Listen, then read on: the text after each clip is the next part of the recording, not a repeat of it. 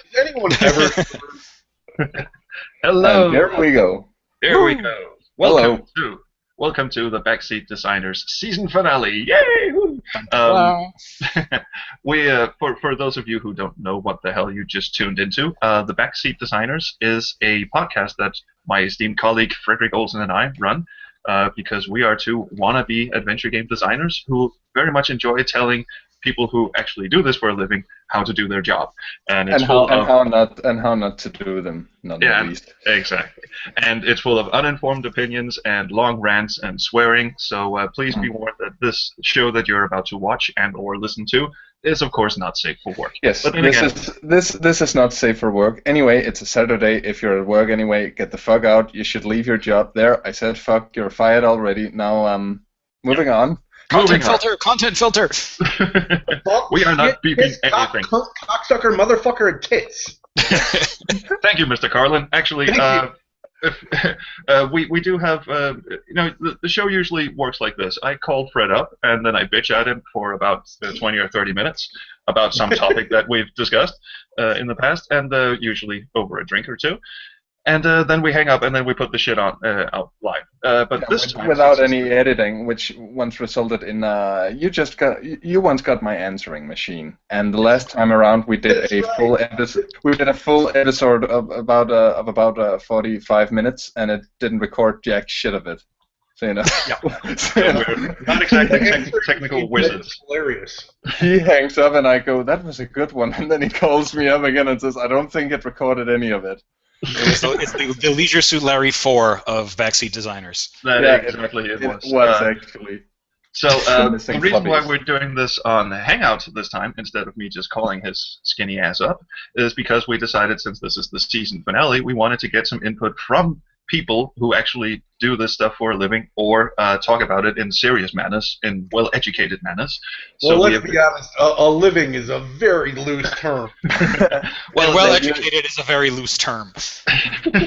Well, actually so these people have lives, anyway. So they know what nice people. They know what they're talking about, and that's what matters, because we sure as hell don't. No, that's exactly it. So it is my great honor and great pressure. It's off to a flying start, isn't it? It is my great pleasure to introduce the amazing Joe Mastrioni, whose name I just completely mangled. He's the host of the Upper Memory Block podcast, which doesn't swear, but is very informative and very nice. And how are you doing, sir? I am doing just fine. The only person that swears on my podcast is Troels. That's right. I just handed in a fabulous little stint of Broken Sword. The episode is not out yet, but I hope you will all tune in and listen to me bitch and swear at Charles Cecil. It's one of my hobbies. Next to Joe is another fancy person with a fancy beard. His name is Stephen Alexander from IQ Adventures, the creators of Quest for Infamy. How are you doing, sir? Hello. I'm excellent. How are you? I am very well and about to get drunk. That reminds me. Here we go. While I introduce the next guest, I'm going to open this beer, and this beer will be consumed during this podcast. And what better way? Way ahead of you. Yeah. I have one of these. It's a Christmas special, so. Joe is up early in the morning with a beer. I like it. No, it's 2 p.m. for me. Okay. Cool. That's afternoon. We can help. Exactly. It's after 10 a.m. We're fine. Yeah. Someone who's not up after 10 a.m. is our good friend Natalie, also known as Rizulka. Rizulka, yes. Sorry. I woke up and I was like, oh my god, what the fuck has happened to my hair? For those of you who are tuning into the audio broadcast of this show, her hair is wonderful. That's extremely appropriate, because that's the first subject on the list we're going to be talking about. What the fuck has happened to my hair? I woke up. I literally woke up. What happened to my hair? Oh, I can tell you what happened. Most of you. It migrated. I'm sorry, Natalie. Go ahead. And I was just saying that basically I fell asleep with wet hair, and I forgot that when it's hot, that my hair literally just goes like little ringlets, and it was like stuck to my head, and I was like, I need to brush this. Oh no, I you look can't like a get a fabulous permit. Australian tornado, my dear. Yes, So- yes. You're sure you're in the right podcast, right? This is Backseat Designers. We're not the backseat hairdressers. They're next Yeah. door. Boo. Where's the boo button? I'm just gonna boo Frederik for the rest of the podcast. Anyway, Anyway, Natalie, Oh whose the last sound effects. Natalie's Thank last you name for is my looks and my Yuhash. hair. Natalie's last name is Yuhash, which I think is a fabulous last name. It also reminds me of You Got Hash, which is a little marijuana joke for you Is there. that Hungarian? Yeah. It is. It's Hungarian for shepherd. It's common as shit everywhere else in Hungary, but everywhere else it's like, Juhas, how do I say this? Is it Jerez? Juarez. Juarez. Yes. Natalie's claim to fame is lead designer and graphic artist and all-time filth purveyor from Reventure Games. I think we're gonna have to redub her Rasulka Juarez. Yes. That is wonderful. Rasulka I'm Juarez, called queen Juarez. of the adventure game. Yes. Yes. So, I'm the Lost Gold of Juarez. yes, the Cult of Juarez. So anyway, let's get going because we've got 2 We have hours. a lot of subjects to Have a lot of tackle. subjects to cover. You know, I actually have met Natalie in real life. Yeah. We have hung out before. Oh, cool. I had rainbow hair then. The first time I ever met her was in San Francisco last year at GDC, and it was a pleasure. Her and Francisco Gonzalez came up to me and asked to see our game Quest for Infamy, and they couldn't have been nicer. And then when we all found out that we used AGS and were on the AGS forums, we all had a little moment, and I think tears were shed. And Yes, then they there saw Jane was. Jensen, and I disappeared. Well, no, actually, we came to you because we were too shy to go to speak to James Jensen. I know. You're I know. a warm-up. You guys were so awesome, though. Speaking of tears, all of these fancy conventions that people go to, the GDC, Adventure X, and such, I want to fucking piss in your mouth because I'm just stuck here in Denmark, Well, unable to go to shit. I obviously sympathize because I'm in the same boat as you. We get nothing here. Basically, That was part of the part- first time. let me say- You understand? Like, GDC Europe? that was the first time I'd gone anywhere in like 20 years.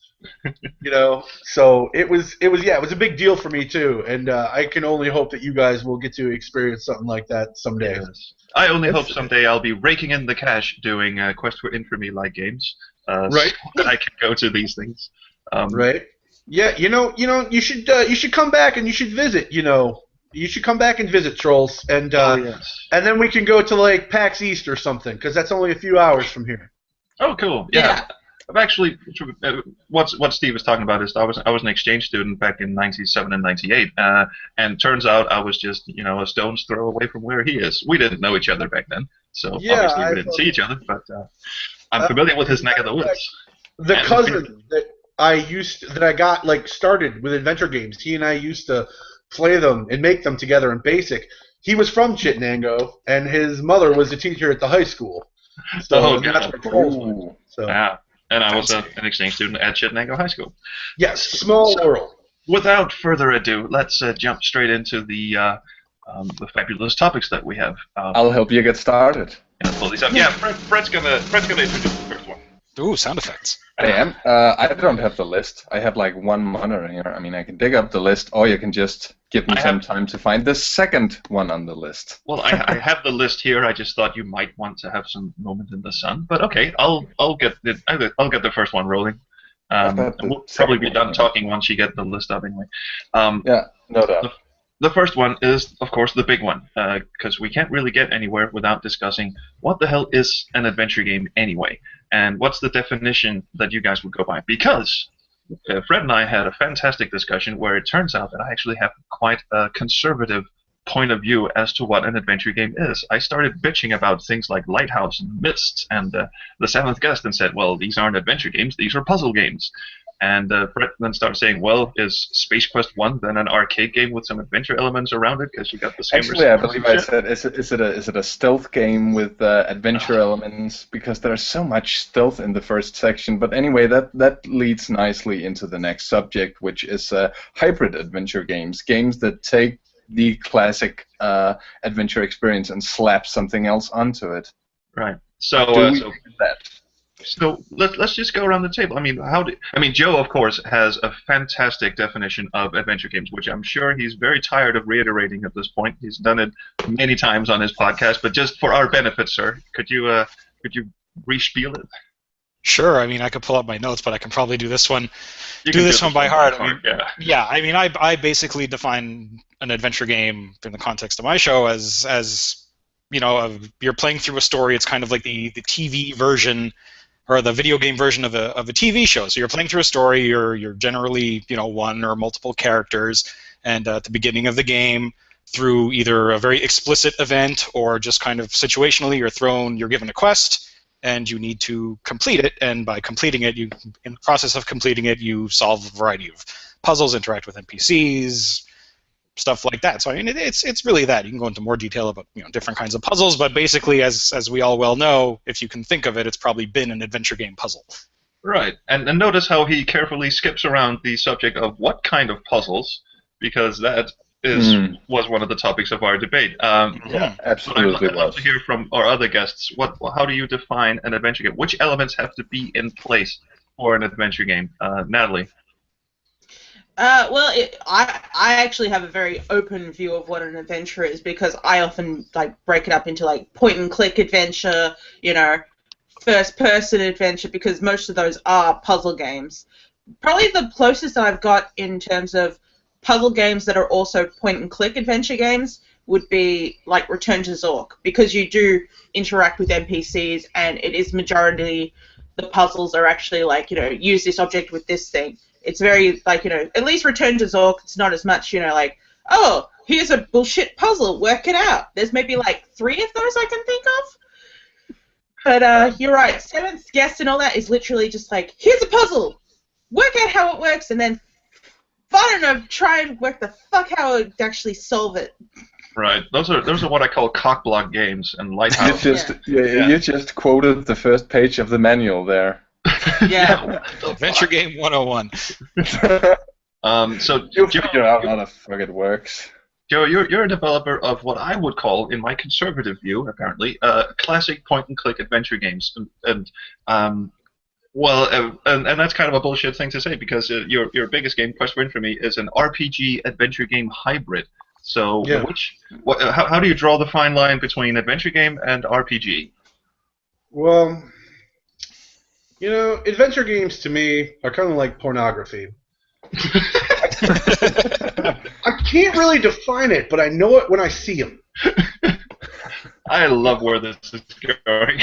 This is off to a very, very beautiful beginning. I know, coming out of the gate with our first commercial game being absolutely an adventure RPG hybrid, it's kind of funny because, I'm a very traditional, old school adventure kind of guy. I grew up in the era of, early computing and, text adventures on Apple IIs and everything like that. But, the difference between, an adventure and an RPG, RPGs have stats. And as a programmer of a game that uses statistics, for your character to help, change or validate outcomes, as a programmer for a game like that, I really have to say, fuck that. Seriously, fuck it. Fuck all those variables. You should see the list of variables and statistics that Quest for Infamy has, alright? If all the variables and statistics in Quest for Infamy were a giant dildo, I can't even finish it. I like this metaphor. You lost me in variables. RPGs are about statistics, and in our game, how well you can climb something can affect how you can solve one thing or whatever. It takes the adventure game formula and then you add that shit on top of it, and you have to solve for everything. Like it's like in a mathematical equation where you're not just solving for X, you're solving for the whole goddamn alphabet because there's so many different choices. But getting back to adventure games, for me, adventure games are an interactive story, that you participate in, and that definitely comes from text adventures, and reading the series of books that I read when I was younger. I don't know, some people might be familiar with them, the Choose Your Own Adventure books. Absolutely. Right. Yeah. Yep, and I read a lot of those when I was younger, and I love reading. Like I read books all the time to the point of where it's a little disconcerting, but I enjoy it so much, and making the transition when I was a youngster to reading books, and then all of a sudden playing like a game where I was reading a book but I could interact with it, like the text adventure started out like that. That was like amazing. It was like, wow, whoa, wait, so I can kind of direct this. And then you play a game like King's Quest I, which was the first real adventure game I think I ever really played.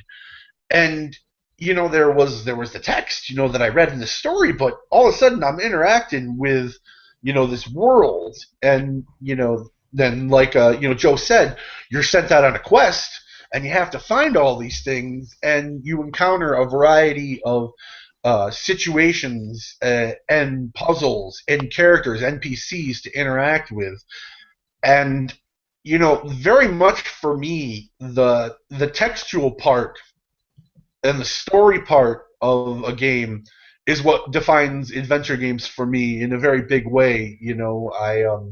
There are quote unquote adventure games that don't have any text or anything like that. And you can do that, if you convey things in the right way. But for me, in my heart, adventure games have always been something that have been, textually involved, and that's just my preference, and that's the kind of games I like to play, and that's the kind of games I like to make. So, there. And then, like I said, doing Quest for Infamy, came from, years ago, playing Heroes Quest for the first time and being like, well, this is different. Instead of just having to go around and solve things, like I can kind of improve my character and do things in a variety of different ways. And and although that sounds fun, programming that is like getting a colonoscopy with a spoon. Yeah, because I wanted to just get back into why the difference between an RPG and an adventure game is so important to me, because usually when I tell people who don't play computer games or don't know what an adventure game is, when I tell them that I like to play computer games but only a certain type of story-driven kind of adventure game, they will go, Baldur's Gate, or some RPG fancy, World of Warcraft or something. No, because one thing I don't get, and one thing I will never ever get, is stat juggling. I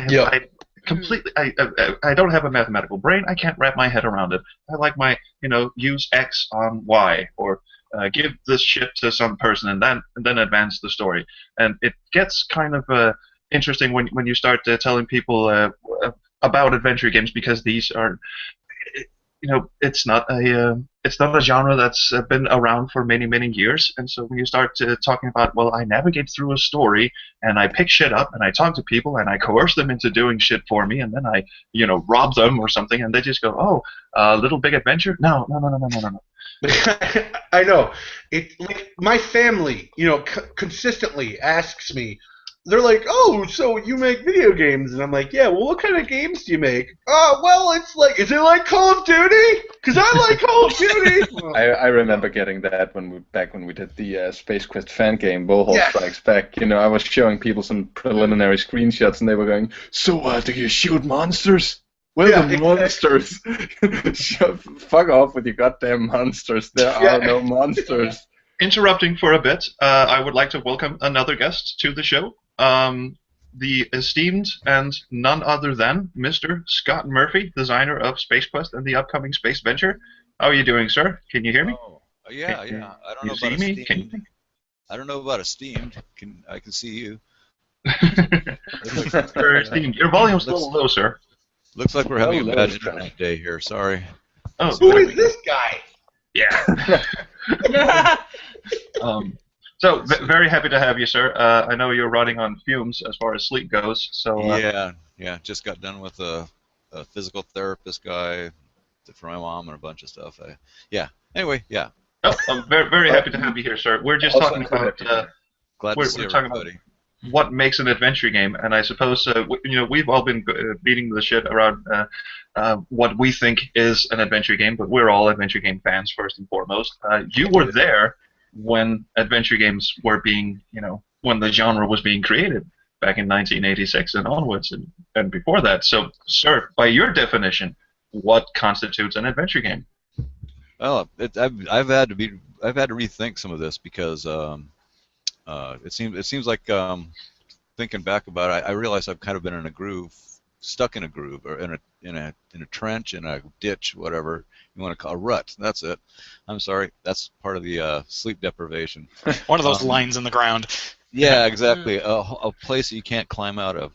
But I've been actually trying to climb out and view them a little bit differently. But I mean, it also I look at Space Quest and I think about how Space Quest was an anti-King's Quest, but basically it was like a text adventure with graphics, and then it was like, okay, well now we're walking around on the screen, and instead of typing things like go, get this, or just W for West or whatever, and Fuck this. yeah, we tried to. I think we tried to. In some ways, we tried to like kind of deconstruct it a little bit, especially when I actually worked on Black Cauldron and then King's Quest. Of course, it was like, no more of this crap. I can't take any more knights and kings and shit. This has got to go. and I'm tired of noble people. I want somebody that's half-assed like me, and so.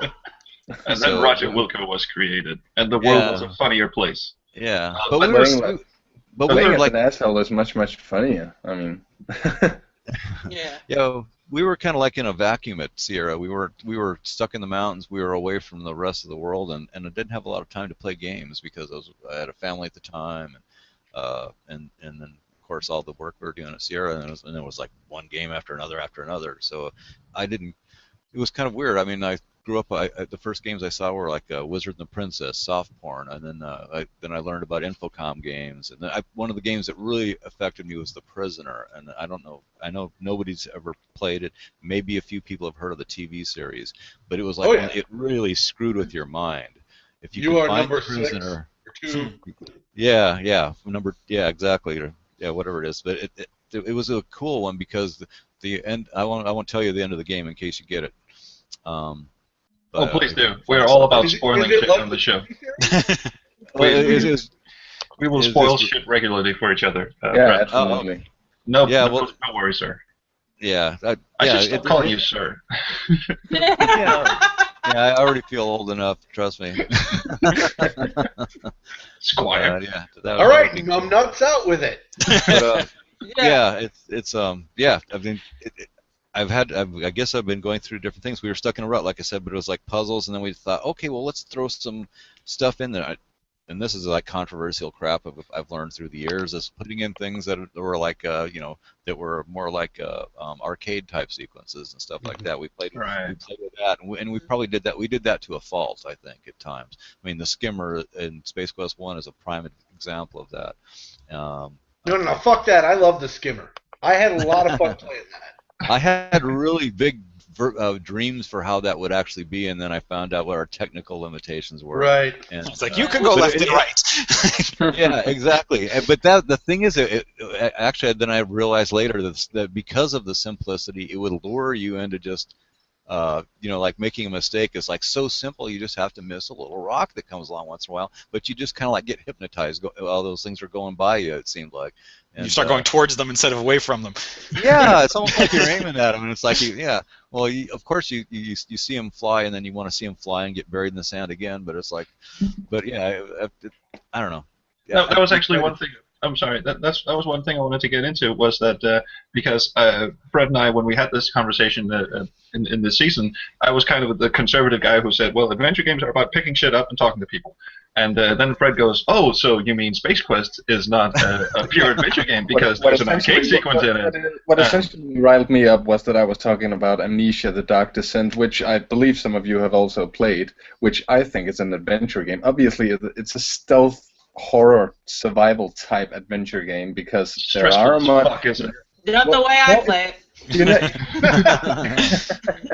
You should just fucking play it because the thing is that you're kind of anticipating the arrival of a monster that will fuck your ass up, but there are so few of them. So it is really about exploring, and in many ways I feel that don't take this the wrong way, anyone, but the genre itself has kind of been stuck in a rut for so long. It's as if people kind of went, well, 3D didn't work, we don't know what to do now. Want to go back to 1992, and then we're just kind of there again, and it mostly works. But I personally see no issue with kind of trying to reject the formula a little, mess around with the building blocks, because the essence can still be down there somewhere. But the thing I don't like about modern-day adventure games, quote-unquote, like the fucking Broken Sword 3, sorry to preempt your show there, Joe.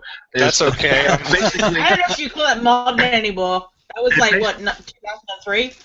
There's our Aussie accent. I've been waiting for that. No, but modern adventure games seem to take away the leisurely pace and the unstressful elements of adventure games, fuck, what's your name again, dude? That's it. That was where I went. How non-stressful is the fucking skimmer sequence? How non-stressful are the Sarians who show up? At the beginning and the end. By the minute to shoot you to bits, and the droid death. Play that thing. Yeah, play that thing on a modern CPU. You'll have a bad time.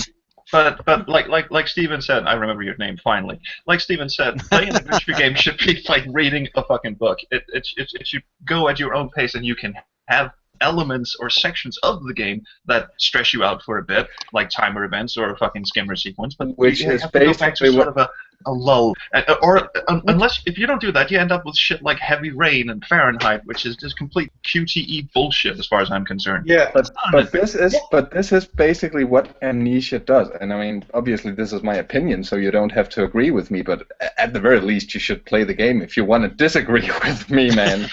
Okay, touche. I'll give you that. Too scary, can't do it. Wait, that's a topic in the future, Joe. We'll get back to that one. Seriously, what was the name of that game, Fred?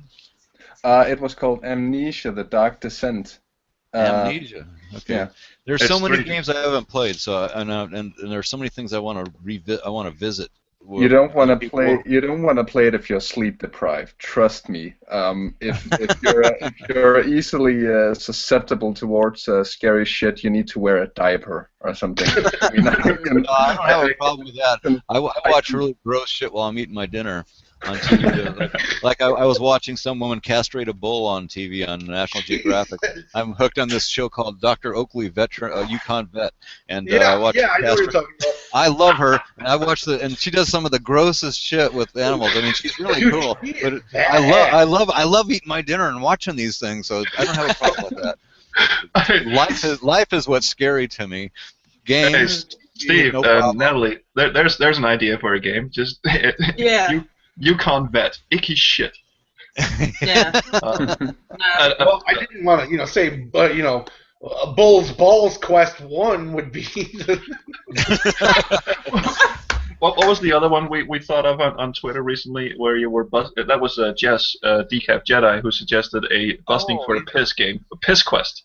I missed that one. I noticed that he floats one of those trial brown balloons every once in a while, and so I didn't see that one.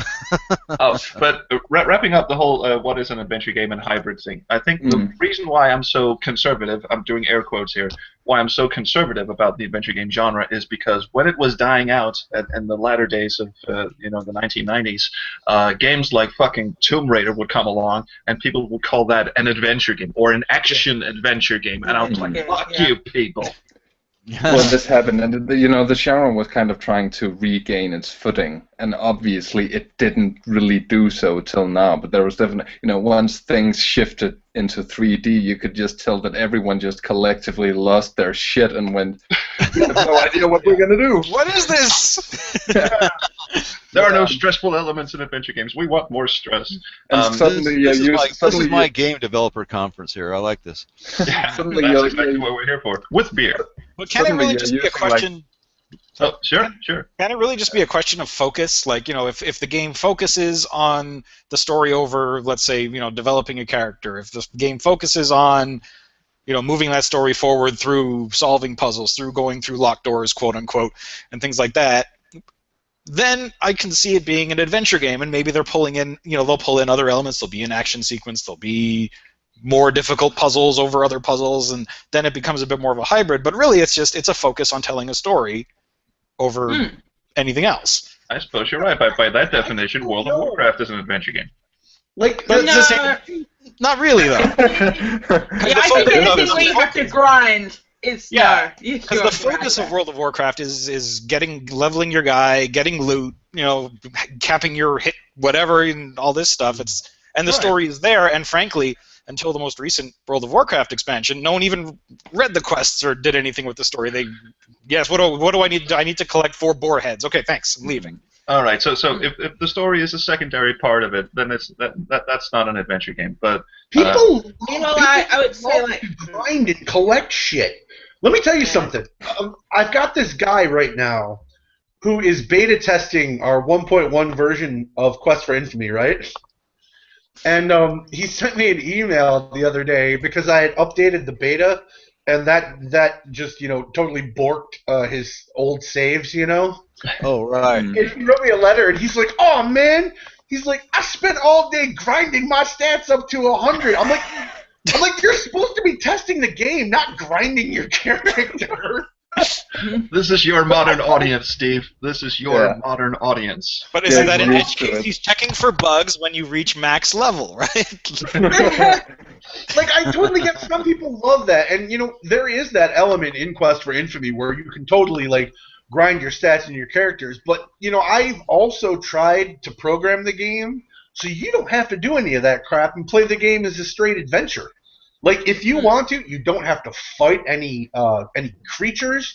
You don't have to fight anything there. You can use the adventure game wits to get yourself out of most situations and puzzles where that stuff happens. There's a couple where some fights are necessary, but we even tried to program in backdoors to the combat system where you wouldn't have to rely just on the stat grinding and brute strength, because at heart I'm more of a straight adventure player, but I realize my audience, there's a lot of people out there that like that stat grinding stuff in there, and I'm actually looking forward to making a game in the future that has none of that in it, none of the stat grinding. So 2015, Steve, we will be there. And that's a very good point.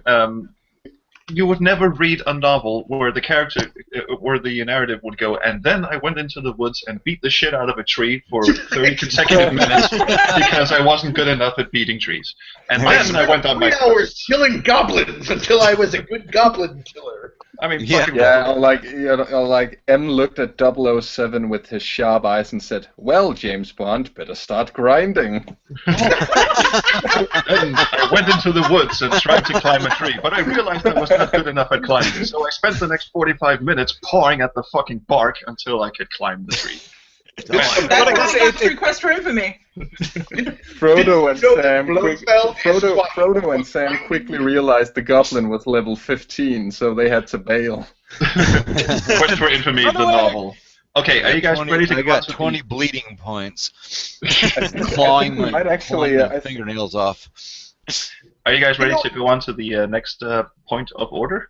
I think we might actually want to skip ahead a bit because, as far as I can tell, we've been talking about definitions of adventure games and hybrid adventure games, and also kind of, I suppose, with World of Warcraft, open world adventure games. Yeah, so, you're right. So in my eyes, the next one on the list, and this is going to be really funny because this is probably going to devolve into everyone against Scott, because we're going to talk about death in adventure games. Go ahead, fire away. True confession time, Scott. I'm good. You know, Go I for it. believe when we did this episode, we were just talking about: is it necessary? What does it add? What does it detract? How does it fit into the experience? And what do we make of it? Do we find it frustrating? Do we dig it? Obviously, there are games out there, adventure games, that handle death very differently. So, what do you guys make of that? I think in a way it's necessary because it at least shows that there are consequences to your actions and choices. I don't think it should be the end of the game. Like, you know, it could be like kind of like how in King's Quest VII, a lot of things that it did wrong. The one thing it did right is that if you died, you straight away got the option, load another game or try again. Like, just get back to where you were before the problem. Ooh. She said it. No. Yeah. No, but here's my thing about that is that the try again button, which we had a lengthy discussion about, does it take away the consequences of your actions? If you're in a dangerous situation where you can die, if you have a try again button and you fuck up, then the game is not actually over. You can just rewind, and then everything will be nice. And then people will just, it doesn't become an obstacle anymore. It doesn't add to the challenge. There's no fear involved in playing the game anymore. You're just, sticking fingers in light sockets. That's when they start grinding. Everyone at once, please. This is going back a few years for me, right? So, by the way, sorry. I just want to interject something because I realized we forgot something, and this could be useful.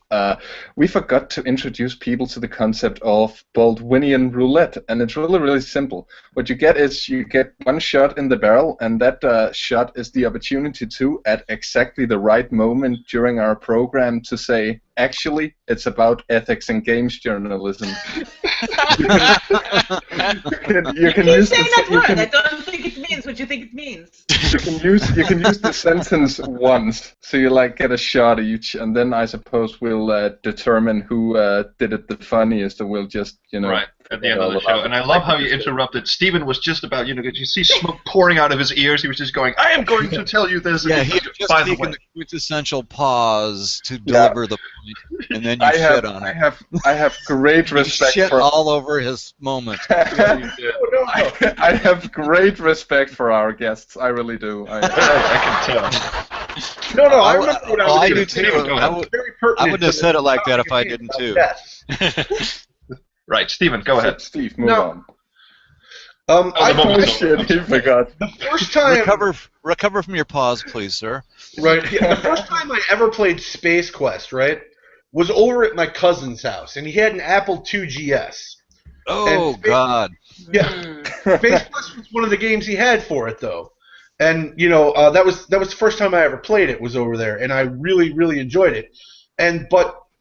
So, we kind of played it as a team, I was at the keyboard, but my brother and my little cousins were behind me, and they would always be like, try this, try that. So we finally got off the Arcata, and we're on Corona. And it's awesome. I'm like, wow, we're walking around this desert planet, and we figured out all this stuff on our own, right? But, while I was there, I got eaten by a creature in a hole. I got blown up by a bot. I got eaten by a larger creature in a cave, and I walked across a bridge too many times, and my fat ass collapsed it. Did you take that weight thing personally? Well, after the first time that I got eaten by the thing in the hole, I realized that the last time I saved my game was in the control room where Roger changes his suit. Yeah, so ouch. I thought to myself, the immortal words of Sir Isaac Newton. Fuck. And I had to do all that stuff over again, and I got back down there, right? And come on, that's not so far back. Come on. I've got to put in an anal suppository, we get down to please. the underground, right? And I make it all the way through the underground, and I remember to save my game, a bunch of times, so many times, in fact, that I had filled it all up. So I kept resaving. So I got down into the underground, right? And I'd resaved all over my old save games, and I get down there, and I get to those fucking laser beams. Yeah, and the fucking piece of glass. Okay, now I really need some. Now I really need some anal salve. In the memorable words of Albert Einstein, the fucking laser beams. Now I spent months. Is somebody recording these famous moments? Yes, we are. We are recording all of it. We are live, sir. The world of science will never know what hit it. Oh, you got beer. I only got to play this game when I went over to my cousin's, so like we got to play it in bursts. So I was stuck in those damn caves for like months going over there, and I had no idea how to solve it, right? Until one day I'm at the lunch table at school, and I run into this friend who plays Sierra games, and he's like, oh man, that's easy. He's like, you got to get the piece of glass from the windshield of the ship you crashed in. And I'm like, ow. Ow. I need to put a pillow in my chair now. I need a donut for my chair. I did say that this was going to be ugly. I'm sorry, Scott. No, it's okay. No, this is okay. You don't understand, right? This is totally deserved. I had to do all that over again. I pay the price. You know what, though? I liked it because I felt like I earned something when I got through those things. You know, and I learned from my mistakes. And that's why we did. And on different discs. Like, I gained from the experience. And then I beat that fucking game that afternoon. All right. But and that has to do with death. How? It took so long, and without the deaths and stuff, you know, if I just had to keep trying and like going back, like there was like my brain was twisted up in knots. I'm like, what am I missing here? Like my cousin. I'll never forget this. My cousin Drew was always like, use your pocket knife. It says it can't cut hot butter, but maybe it can cut a laser. And lasers don't cut butter. That line about that knife not being able to cut hot butter. Maybe in a King's Quest game it would work. You know, he's all grown up and has kids, and he's like, oh, so you're making adventure games now, like Space Quest? And I was like, yeah. And he's like, you remember that knife that couldn't cut hot butter? It was just laugh because that is a good line. Really a gamer, you know, but he remembers that line, and we remember that time, and it was, you know, it was special. I just think people rush through games. They want it all. They want it now. And like they don't, and then the game ends, and you get some dickhead on the internet being, it wasn't that good. I only spent 28 hours playing it. Yeah, Telltale games. Sorry, I had to get that out there. I mean, that's my story. Balance is so tough in making everybody happy. Do you have Iron Brew? What is that? Anyway. That is Iron Brew. Yeah. Awesome. I didn't know you could get it over here. I thought that was strictly a Scottish thing. They import it to my local store, and to celebrate my Scottish heritage, I like to pick it up. I'm Scottish too. No, you're not. Okay, for those of you tuning into the audio portion of this podcast, anyway, let's bring out the big arsenal. I am. Oh my God! I've got some French vodka here. Oh dear! All I have is caffeine. It's like blue somewhere around here. We're gonna do the rest of the podcast in Scottish accents. Scottish. We're going Scottish now, you bastard. Is there any way to do a podcast? Rancid bastards. So getting back to the topic of death in an adventure game. Okay, it was worth it to hear Fred do that. Okay. I'm sorry, go ahead. I didn't mean to interrupt you. So then if you had, say, the option at the beginning or like in the options menu to either switch it to the try method or to the game over at death mode, then, you know, it's just an integer change at the end to say whether you have the option to go back or you have to load back. There's an idea. One thing I really like about... That is interesting. I'm glad... that's cool to hear. I'm sorry, go ahead. So, hardcore mode in adventure games is what we're talking about. Tex Murphy Games did this, and the Monkey Island game, Monkey Island 2 did this, and Monkey Island 3 did this as well. They had an easy mode and a game mode. I remember that. And because you obviously you couldn't die in Monkey Island games, and in the Tex Murphy games you could die either which way. But I like the idea of if you pick easy mode, you can't die. If you pick hard mode, then your ass is fried or something like that. I very much like the idea of putting in as simple as baby chowder mode and tough as French kissing a fucking cobra mode. Yeah, diaper mode or Wolverine mode or something. I don't know. Whatever. Yeah, one way where I just want to see the story. I don't want to try too hard. I just want to click a few things. And otherwise, in the hard mode, I really want to work at this. There's more puzzles. They're harder. Maybe they're impossible. But I just want to. Oh, sorry. Yeah. I was just going to say. I wanted to say. Go ahead. I'm sorry. We need one of those sticks like you can throw around the the crowd. You say, okay, I have the talking stick. The talking stick, the spirit stick, whatever. Yeah. Sorry, Natalie first, then Scott. Yes. Okay, well, no, I was just that there is some complacency, especially when you do know that you don't have any deaths. So, I don't know how many of you have played the Lawn and Bane game that I made. That basically, you can't die or anything. You can just look around at a whole heap of shit, and then they say well, here's all your evidence. Who did the murder? And then everyone's like, I don't know. Someone did it, but I don't understand. And I'm just like, how do you not understand? Every single fact points to one person. They even say his name 8 times. How do you not? Actually, it's about ethics in games journalism. Oh, boo! Ethics in games journalism. I'm going to find a place to paste that on a planet. And then we're going to blow the fucker up. Yeah. Scott, have you not been introduced to the rules of Baldwinian roulette? I believe you. No, if you could explain that to me, I would appreciate it. I thought it was just because I was tired. No, it's just because Fred's a dick. Anyway. Guilty as charged. That's actually that's the official subtitle for Backseat Designers. Backseat Designers. Fred's a dick.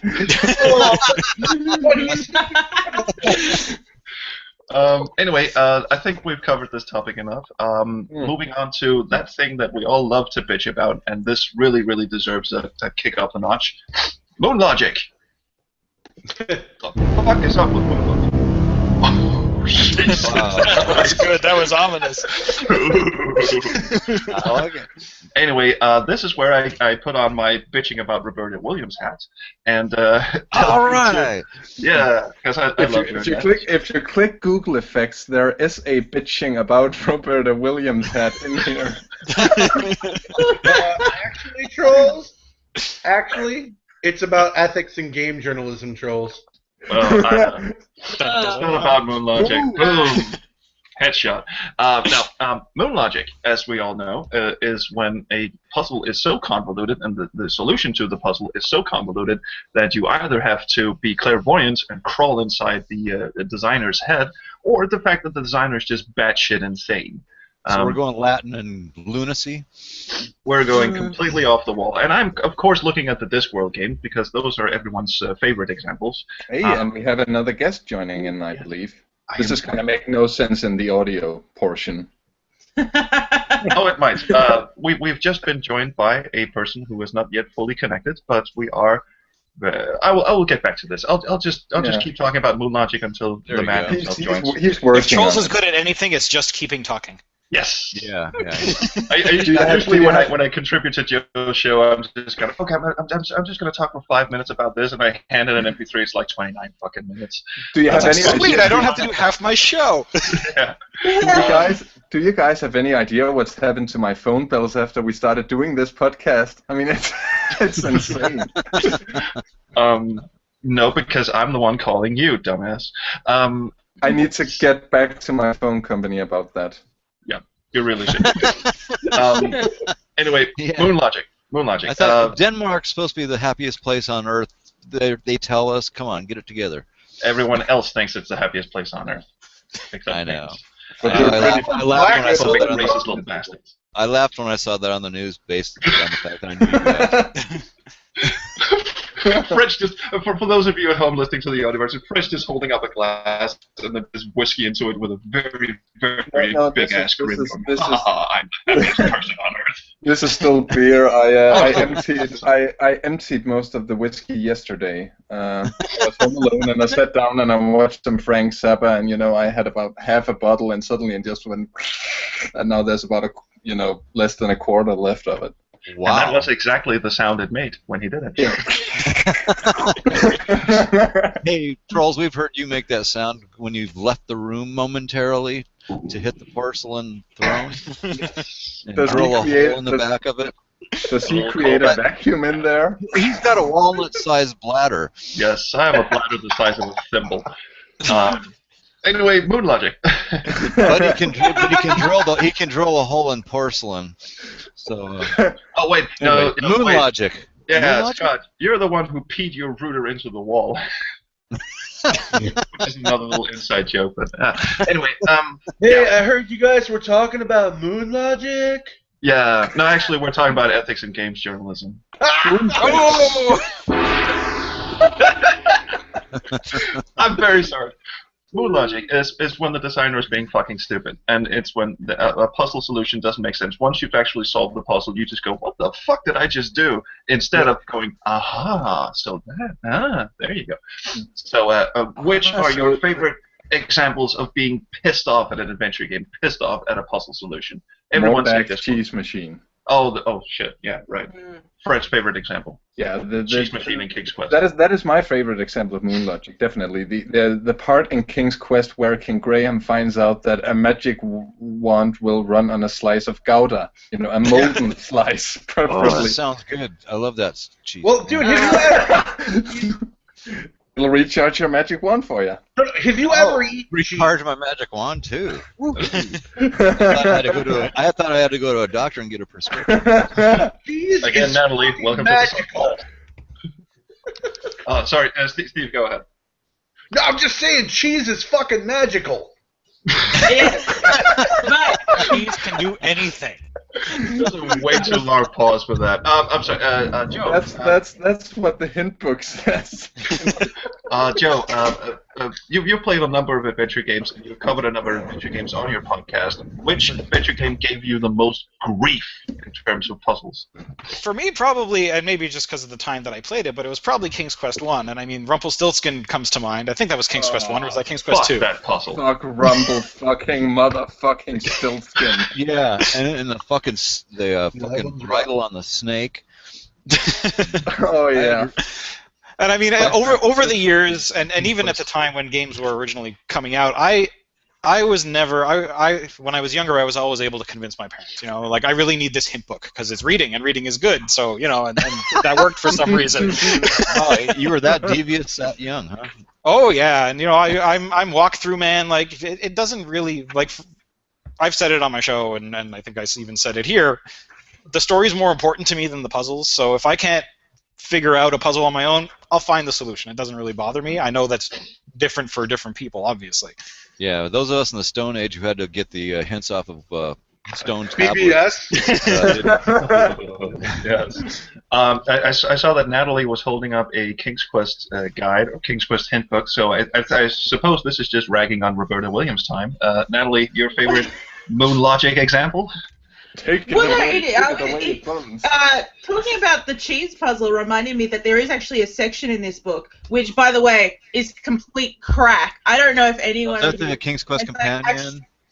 It is. Peter. Yeah. I don't know what was wrong with Peter Spears, but I worked with those assholes too.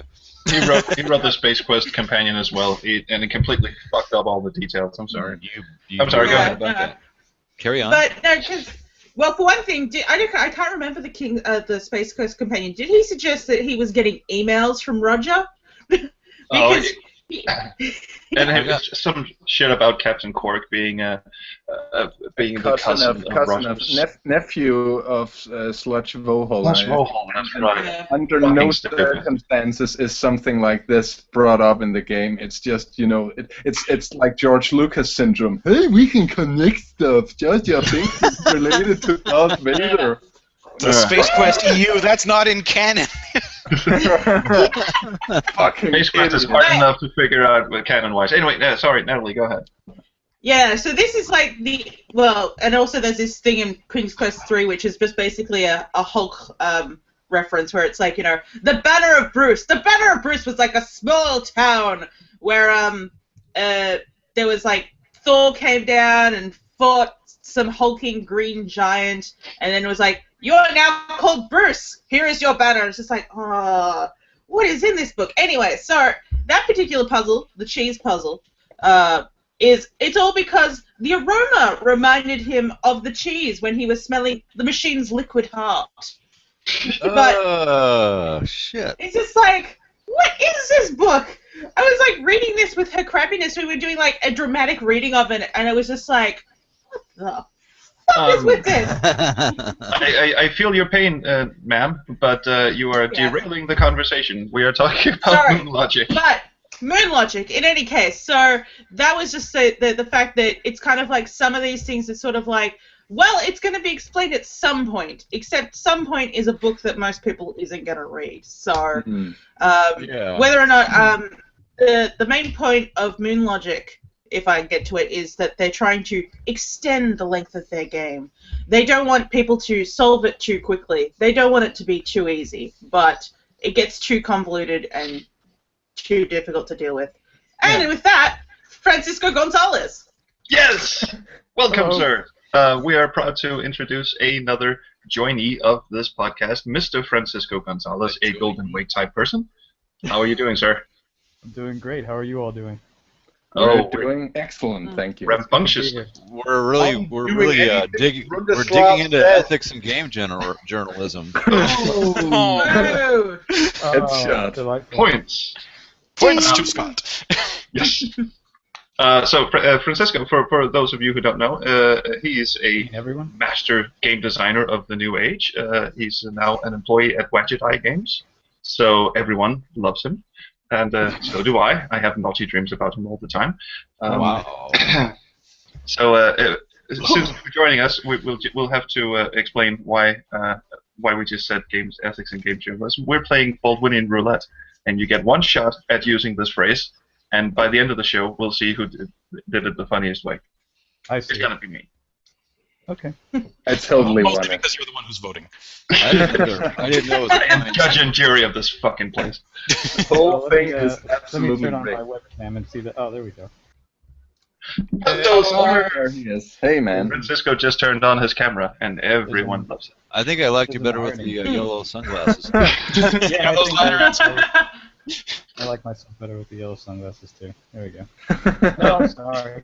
So anyway, Gonzalez, since we're talking about Moon Logic, and you've designed computer games, so what's your take on Moon Logic and puzzles that don't seem to make any goddamn sense? Why do designers put them in, or are they just so blind as to their surroundings that they figure, oh, this is piss easy, and then cheese machine happens? I wish I knew. I've been asking that question myself for a really long time, like why there are still Moon Logic puzzles in adventure games, especially like the more recent ones. Like, are we allowed to name names here? Yes, we are.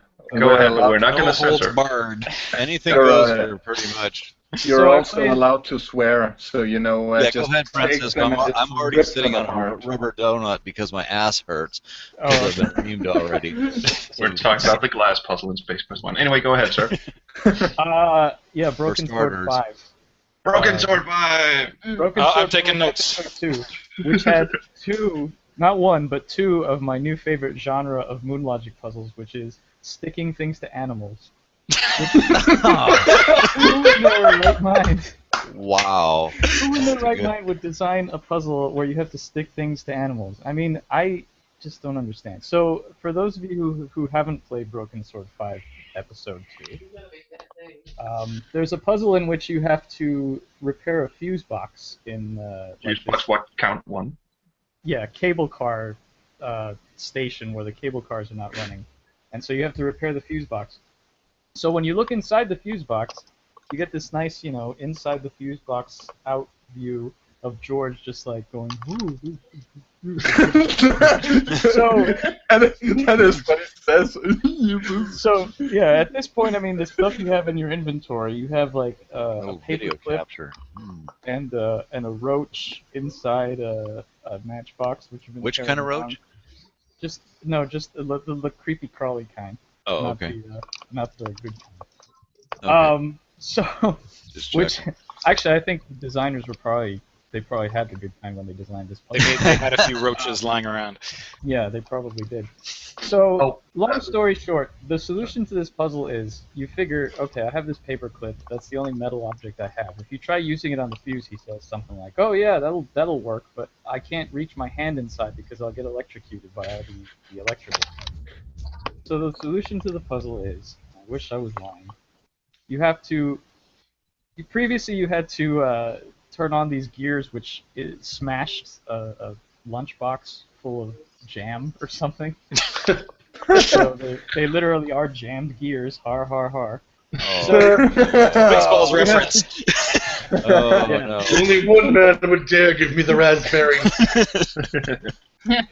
So you have to take the paper clip, make it sticky with the jam, then stick the paper clip to the back of the roach, and then throw in a tea biscuit in the right spot so that the roach crawls over to the fuse, and the paper clip stuck to its back magically finds the right slot, and that is how you repair the fuse. Oh God! I'm sorry to interrupt this, That is awesome. this fantastic because Steve is about to leave us. This is my sad face. But I did want to ask him one question, which was that Francisco brought up the topic of sticking things to animals, and in Steven's remake of Space Quest 2: Valhall's Revenge, there's a fantastic puzzle where you jam a thermal detonator up a rabbit's ass. And I just wanted to get your input on that, sir, having been a designer who treats animals. That's Yeah, I wrote that things bit. into animals, not on the outside of animals. Yeah. There's a difference. That's an entirely different. That's, yeah, the inside is more of an Alabama thing. Honestly, do you want to? The origin of that bit is kind of funny, right? I love it, by the way, sir. It's We wanted to try to come up with an alternate, way to do the root monster puzzle in point and click, because it just worked differently with the keyboard and a parser input. So, Yeah. we had a bunny animation from our remake of King's Quest 3. And we had the unstable ordnance graphic from Space Quest 4 lying around in our pile of resources. So I said, hey, why don't we just color the bunny green and call it an alien rabbit? And they're like, okay. And I was like, well, what we do here is we kill this bunny. And then we offer it as a sacrifice to the root monster, but you got to put something inside it that'll blow it up.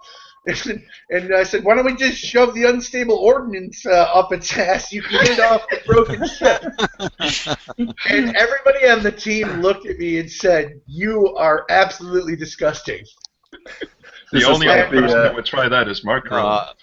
I think that was awesome. This is like the X-rated version of Throw, Bridle, and Snake. If you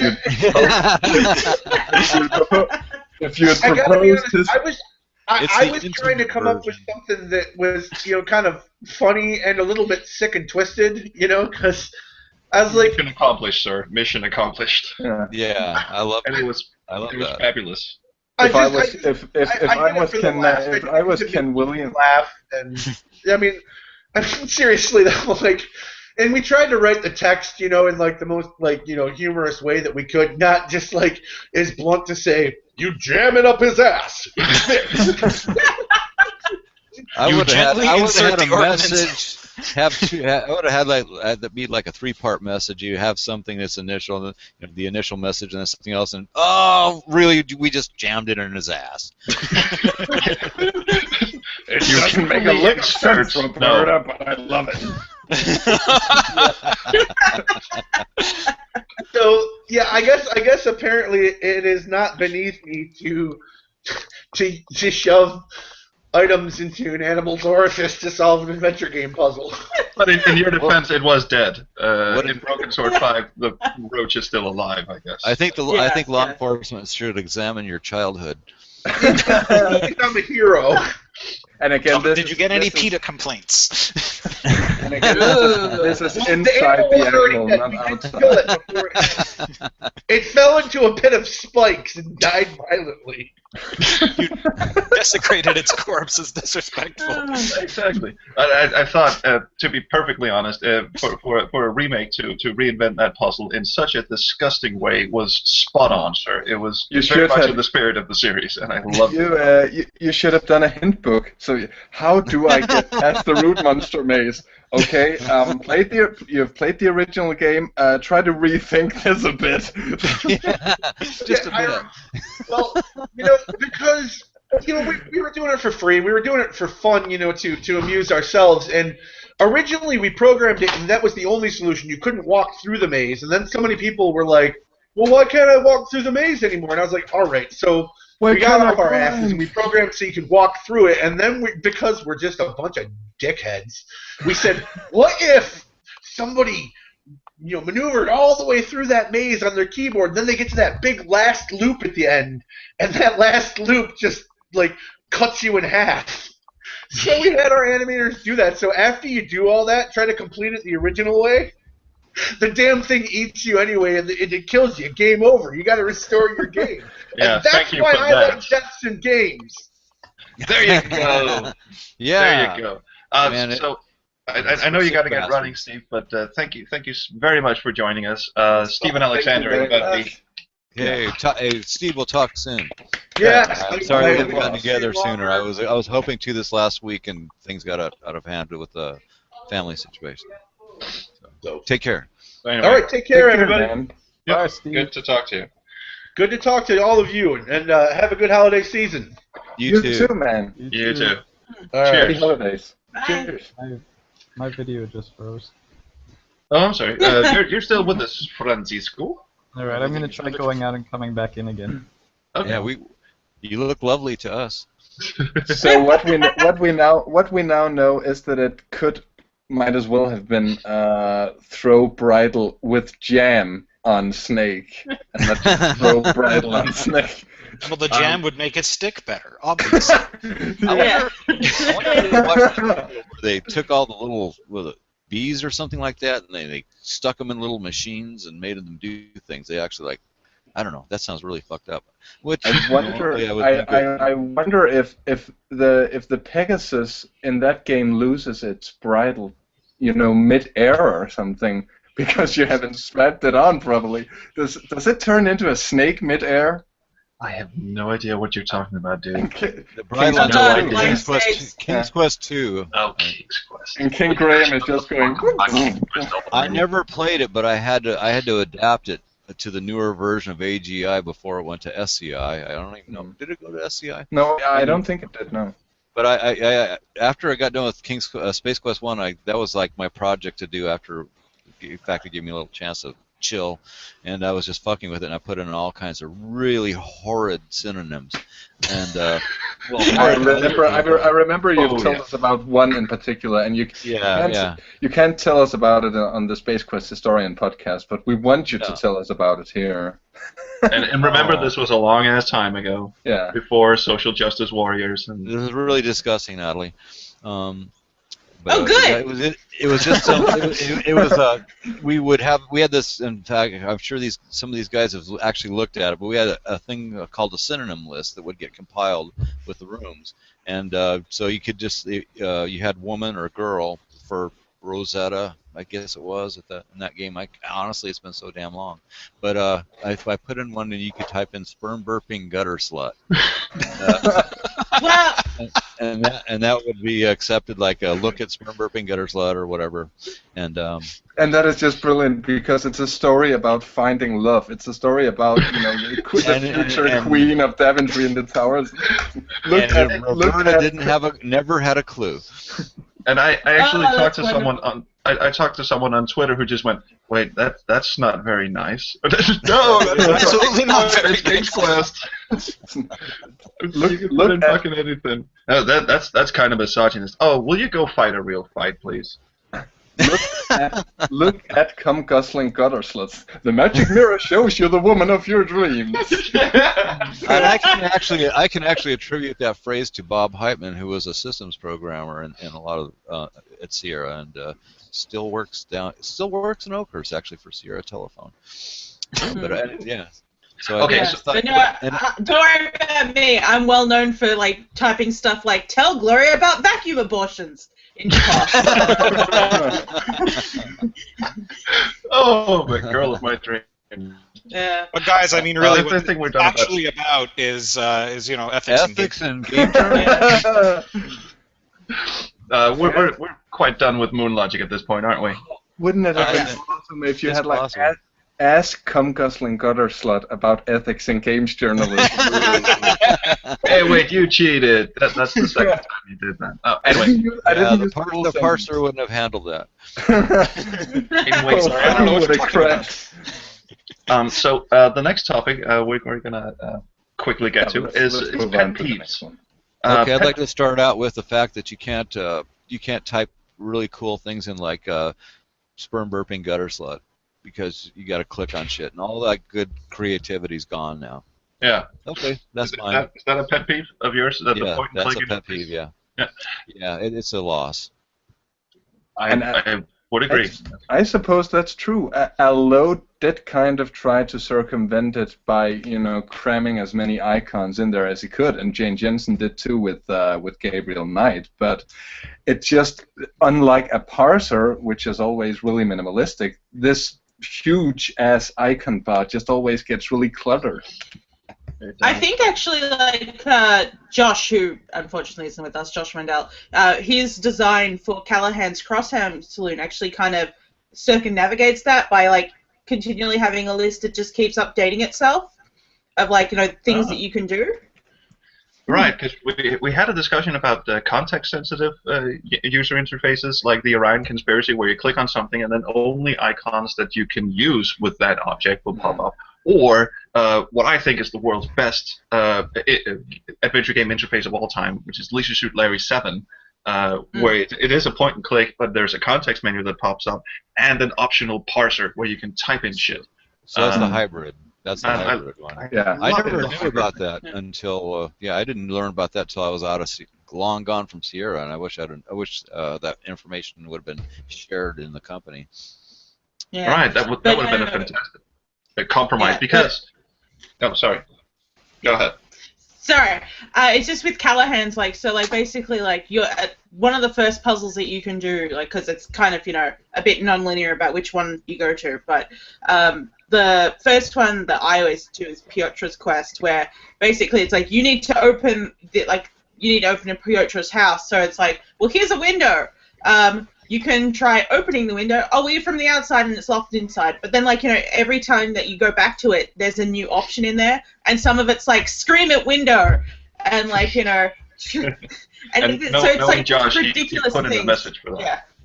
Yeah. There's a message for every single thing, and it's just beautiful. It's beautifully put together. Oh, another pet peeve, I want to just throw this in. Freddie Farkas, Frontier Pharmacist. Fuck Allo, because Josh did. I saw Josh put in so much work on that thing, putting together a grid for all the possibilities as far as interaction with item with the inventory and stuff. Josh did so much work on that stuff, and it was wonderful. I mean, he did all this stuff, and then got none of the credit for the cool things in it. He had so much research, but it was amazing. Josh is such a prolific writer about stuff like that, like you were saying, Natalie.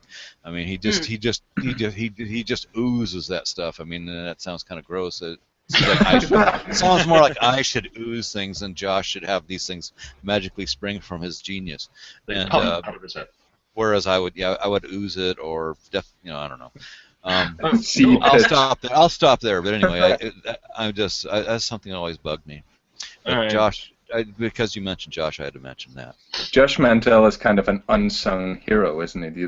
The third guy from Andromeda. And looking at all the shit he put into Space Quest 6 is just amazing. And he got screwed over with that as well. Obviously, you had to swoop in and take over, and they build you as lead designer on it.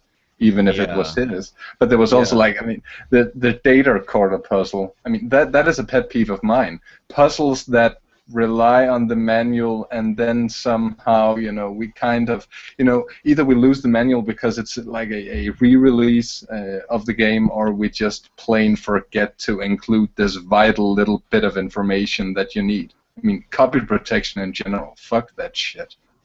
Oh, I suppose we should go around the table and talk about our pet peeves with adventure game elements. Mine, of course, are timer puzzles and labyrinths, but I've already discussed that at length with everyone else. But I really wanted to get everyone's, what's the one thing you fucking hate about adventure games or bad adventure game designs? And Francisco, I'm looking at you.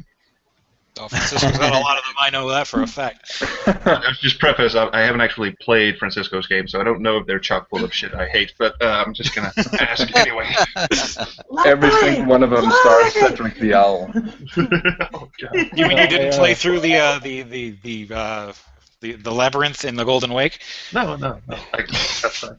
It's a bunch of filing cabinets in an office. It's you have to find the one thing. No, I feel the same way. I mean, I hate mazes. I don't put mazes in my games unless I do like something that it's not just wandering around. Like I had a couple of mazes in 2 of the Ben Jordan games, but they were really easy and they weren't really mazes. Yeah, I already talked about sticking things to animals. A very specific one. I bring a very specific pet peeve to the table. No pun intended. See, and stick a very specific pet peeve to the animal. Exactly. Yeah, and just dead end situations too. It's so hard. It's so hard to design games and not think. And it's so easy to make dead end situations. The challenge is making them not dead end situations. And it might even be not because you intended it to be a dead end. It just worked out. You just it doesn't occur to you that it could be. So then you're like, crap! I need to find a superficial, stupid use for this item that the player might not have picked up. So there's an interesting little pet peeve that I sort of read between the lines that inventory items, because the upcoming episode of my Space Quest Historian podcast, plug, is in some ways about weird and hard puzzles in Space Quest. And Space Quest 6, Josh Mandel, who I talked to for the episode, he said that there was a Sierra credo that every inventory item had to have a use. You couldn't pick up red herrings, you couldn't pick up, as opposed to games like Beneath the Steel Sky, where you pick up shit and then it gets stolen from you, and you never get it back, and you were never supposed to use it. So, was there really that credo at Sierra where you had? I never heard of that before in my life, honestly. That might have been something that he heard from somebody, but I never. Obviously, I never heard of it. But now that I think about it, all the Space Quest games, you use every single item in the inventory. Yeah, we just did, but and plus I like the idea that I could make a joke about how much shit you could fit in your pants. Well, technically, you don't use the unstable ordnance, do you? Jam ladders in your pants. Oh yeah, the unstable ordnance was definitely that was definitely a fun. You kind of use it in the sense that you. It has an effect. Put it back. You have no idea how much time I spent on that. I mean, it was kind of like a Wile E. Coyote kind of a thing. Roadrunner kind of, and Wile E. Coyote thing. I loved that thing. I spent so much time. You get it, and then you go ahead and crawl down into the sewer, and then it blows up, and the sewer grate goes up in the air. And I spent so much time figuring out what the perfect time was to have the sewer grate come down, bounce, and then how far it should bounce over the side. I was really proud of that thing, and I don't know if the timing was right for everybody else, but it was like one of the most important things to me that I ever did, and it was just like so much fun. And I'm pretty sure that people actually have the unstable ordnance puzzle from Space Quest 4 as their pet peeve. I can understand that, but I had fun, so I don't give a shit. much like the goat puzzle in Broken Sword, the violation of the social contract between game and player. Anyway, I'm sorry, I keep breaking order. Joe, you play a lot of adventure games for your podcast. I do. What do you really? Since you consult walkthroughs, I'm not going to go into like hard puzzles or unfair puzzles, but what kind of mechanics really piss you off about adventure games? I think for me, I have two big ones. And I think one of them I wrote down here because it came to me just now, and it's kind of associated to unwinnable situations and missing inventory items and stuff. I don't like that, but what I also don't like is kind of convoluted ways to make you pick up things, and like just kind of straightforward, like you're leaving a room and your character all of a sudden just says, "Well, I don't think I'm done here yet." I don't like that. Oh yeah. They're voyeurs. Yeah, that blows. Yeah. And I have that's this feeling that I'm not The done. side of unwinnable states is when you are when the game tells you you're not done here. Sit down, pay the fuck attention. Yeah, so there's that one, and yeah, talk about stepping out of the game. Shit. Or when you do a Mobius, where you have to fly across the United States to pick up a bottle of wine that you have used in a completely different state. Fuck that You know, shit. Isn't that technically moon logic, though? No, it's. You know what? We'll get back to that joke. In fairness, some states make better wine than others. that is true. That's an awesome argument. I have to drink French wine, and then he flies to Europe. And that's where I think ethics in journalism really applies. No, I'm sorry. Let's get back to that. But Joe, your other point being. My other one, and apologies to Scott, are Go for it. unnecessary or useless deaths, let's say. Like, I don't mind if I'm in a dangerous situation and I die. I don't want to die if I'm walking down 3 steps. King's Quest. King's Quest. Yeah, so King's Quest 5. Yeah. Every fucking King's Quest game. Space Quest 3, when you get cut on the piece of metal, and then the thing where you slide down when you're in the ship at the beginning. I mean, we had some stupid stuff there. I didn't even remember that metal thing where you get cut and you die. I can't believe that I put that in there, or that I programmed. I love that death. Pick up sheet metal. How fucking stupid are you? Because you're gonna put this in your pants? What do you want to pick up the sheet metal? Here's the fucked up thing. I'm supposed to be the Space Quest historian, and I didn't know that death was even in the game until a couple of years back. I didn't either. Honestly, I forgot about it, and I honestly don't remember programming it. But I've known the about only that one that did. I've known about that for a few years because I think I thought, well, I'm on a junk freighter. There's a lot of metal here. Let's see what happens. Let's see what happens if I shove a huge piece of metal into my pants. Well, he never gets that far. He never gets that far before it exactly. So Natalie, please regale us with things that piss you off in adventure games. Pet peeves. I'm actually pretty forgiving. Like, probably the Mobius one did get me quite angry. Although, especially since I tried to go to that place, like the episode before with him, and he's like, "I've got no reason to be there." So I was like, obviously, I'm not going to go there. But my main thing is the moment I see a slider puzzle, my brain just goes. In the Gabriel Knight remake needs to be brought up at this point because I love how the Schattenjäger room is kind of kept locked by a fucking slider puzzle. Sorry. Oh. Fred, can we get some applause going here? Yeah, it's not a slider puzzle. That's a piece swapping puzzle. So That's that gets true, a little bit of a pass. I will give it a pass. I don't like it. No, Francisco's shaking his head. Yeah. Inexcusable. Inexcusable. Can I just butt in briefly? Can I butt in briefly? Yeah, Sorry. Imagine this conversation taking place. You're in the Republic of Benin, and you're in the Snake Mount, and Uncle Wolfgang is there, and Gabriel is there, and Wolfgang goes, "So, Gabriel, did you know what it takes to be Schattenjäger?" Yeah, well, I saw the Dream Dragon, Uncle Wolfgang. No, I'm not talking about the Dream Dragon. Did you solve the sliding puzzle? I love these dramatic It just doesn't make any fucking sense. These people have been fighting supernatural phenomena since St. George fought the fucking dragon, and they're sitting around solving fucking puzzles. Well, Yeah. off time. Troels, you need to add an 8A dramatic reenactments. He's getting beer, I believe. I, Yeah, but I'm back. If No, I he's can pissing. also I bet money he's real pissing quick. first. yeah, I yeah. have, if we're talking about Mobius, I just want to share this real quick. My friends came to Go visit ahead. me a couple of months ago, and we had to do this. I see you've shared a link. I have yes. shared a link. That is so. We're gonna find a way to it. We're gonna find a way to stake that into the YouTube video.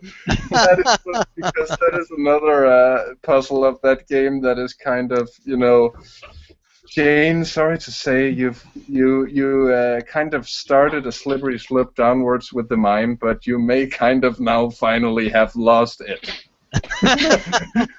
Hey guys, I'm sorry. I just went out to get a beer. Please, by all means, speaking. check What check did I the miss? picture. You're Check the drinking picture, something that doesn't just say beer and has a barcode on it? It's the most evil game. I'm proud of you. The Gabriel Knight remake. Are Yeah, you it was still an on that? experience though. Ooh. Yes! Yeah, no, mine's real quick though.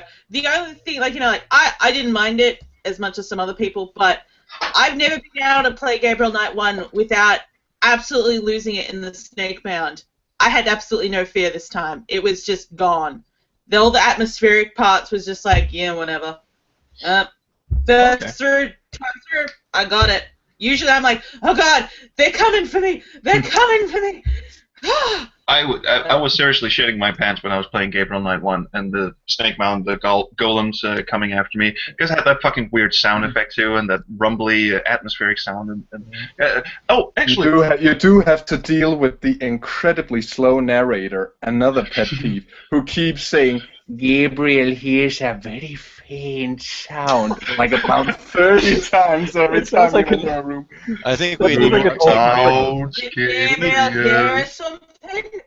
We need a Fred reel. We need a Fred reel of reenactments. That sounds like an old leprechaun. I love Gabriel these Knight. performances. I believe on the Pet Peeves episode that I actually spent a great deal of time impersonating Virginia Capers and her incredibly slow voice. to my fantastic delight. At least you haven't gone for the Cedric impersonation. And no, this was not an invitation to start. No. Oh, I can tell you. Oh, I can tell you. Come on, Francisco. Come on. No. No. All right. One. You get one. Anyway, this brings us nicely to. Oh, sorry, Francisco. Go ahead. I was just gonna say. Let me just say, if ever I find myself in a karaoke situation with other adventure gamers, there's a terrible, terrible thing that might happen. I'm just putting that out there. That's all. You're gonna sing in the Cedric voice, aren't you? I rewrote the lyrics of ELO's "Don't Bring Me Down" to. Oh yeah, I remember that.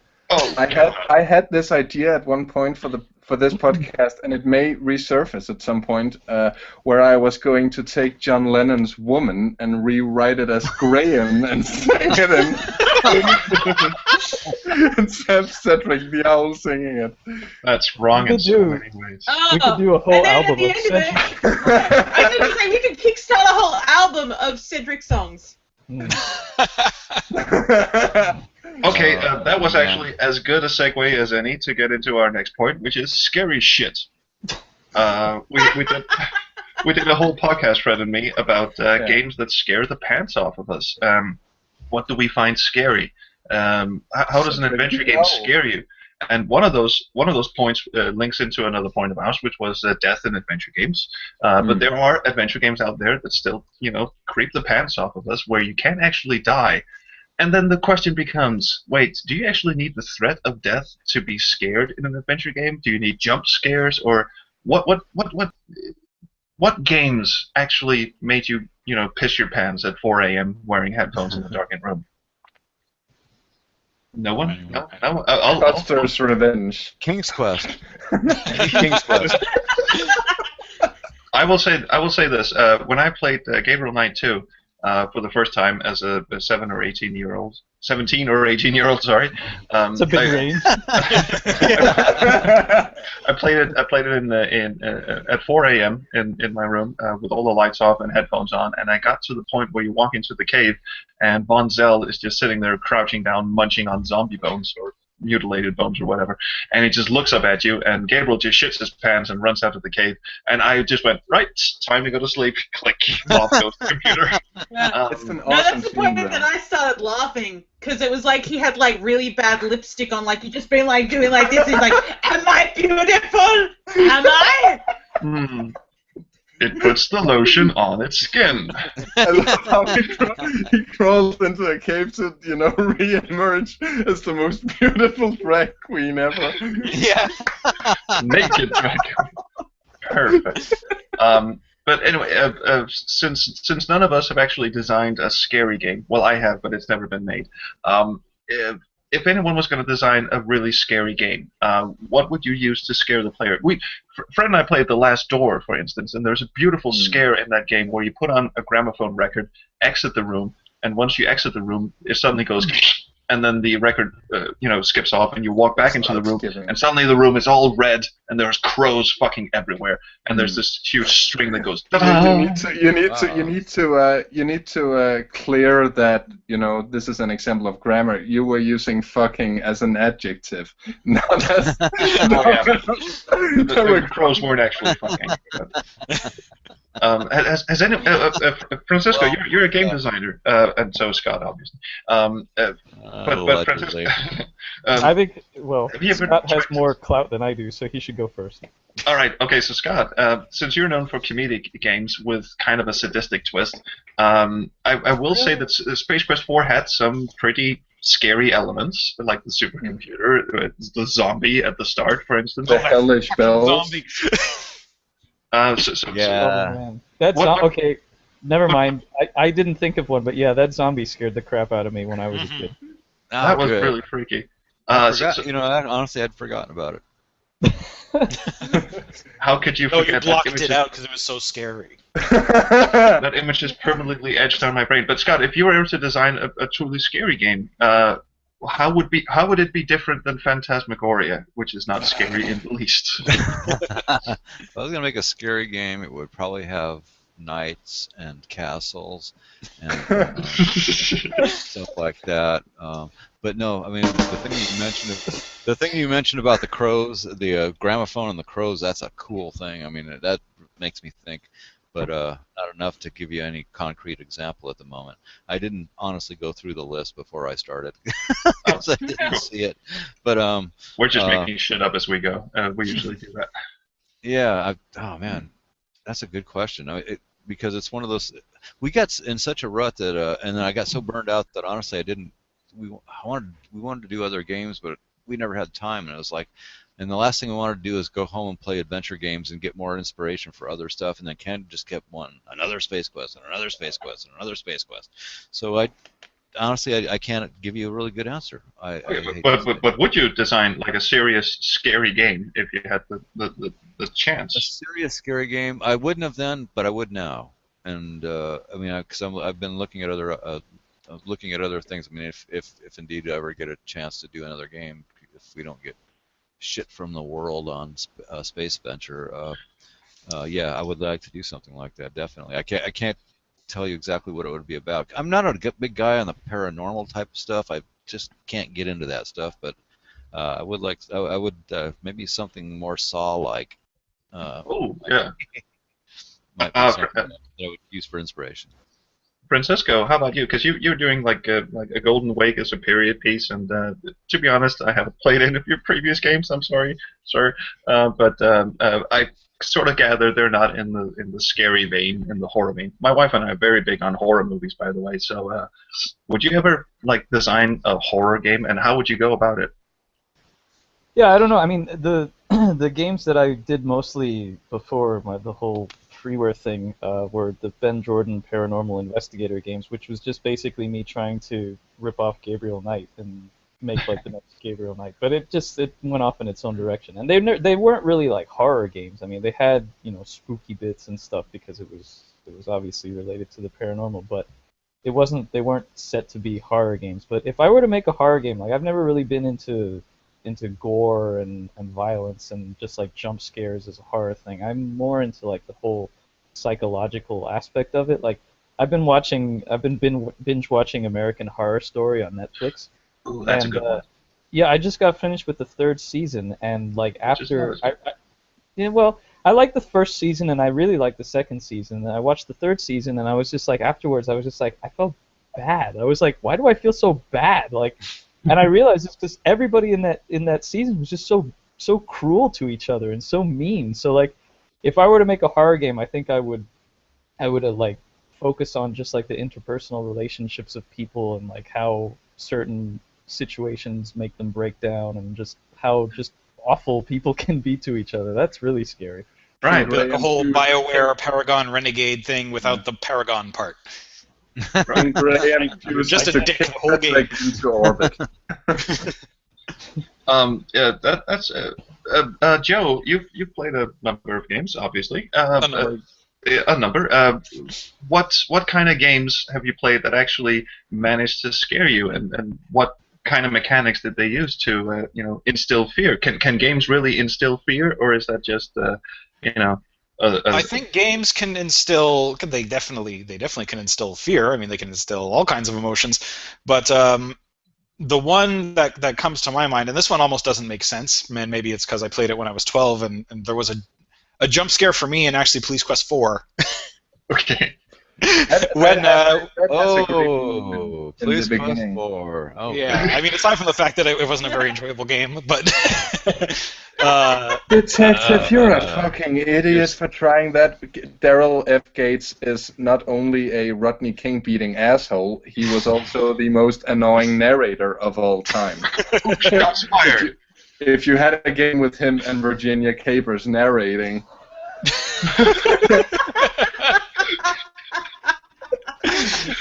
Game designer question. But there is one point in that game where you go into the dude's house and you open the fridge and there's a severed head in there. Right? Yeah, but there's also a moment where you see the coroner playing nurse with the playing doctor with his receptionist, which I was just like, that is not sanitary. No. And maybe because I was 12 or 13 at the time, that scared me, and that got to me, and I remember it to this day. But aside from that, I can't really think of many. Now I recently played the first Laura. Well, I played the Laura Bow games for. Good episode, by the way. Well, thank you. And they didn't. Well, the first game didn't scare me. It definitely made me feel off at certain points in time, and I think a lot of that was the sound design. There's some good talent on that, and that went into Laura Bow. Mm-hmm. Yeah, and talking about characters being mean to each other and backstabbing each other, and there are murders and shit in that game. I can definitely see that. Natalie, designing games where cruel stepmothers force children to clean carpets and stuff. Is that your idea of scary, or scary for the children? Actually, I really like the witch. She has a very strong moral compass. It's Polly who does it because she's like, "Money, let's just run. I have tentacle arms." She does.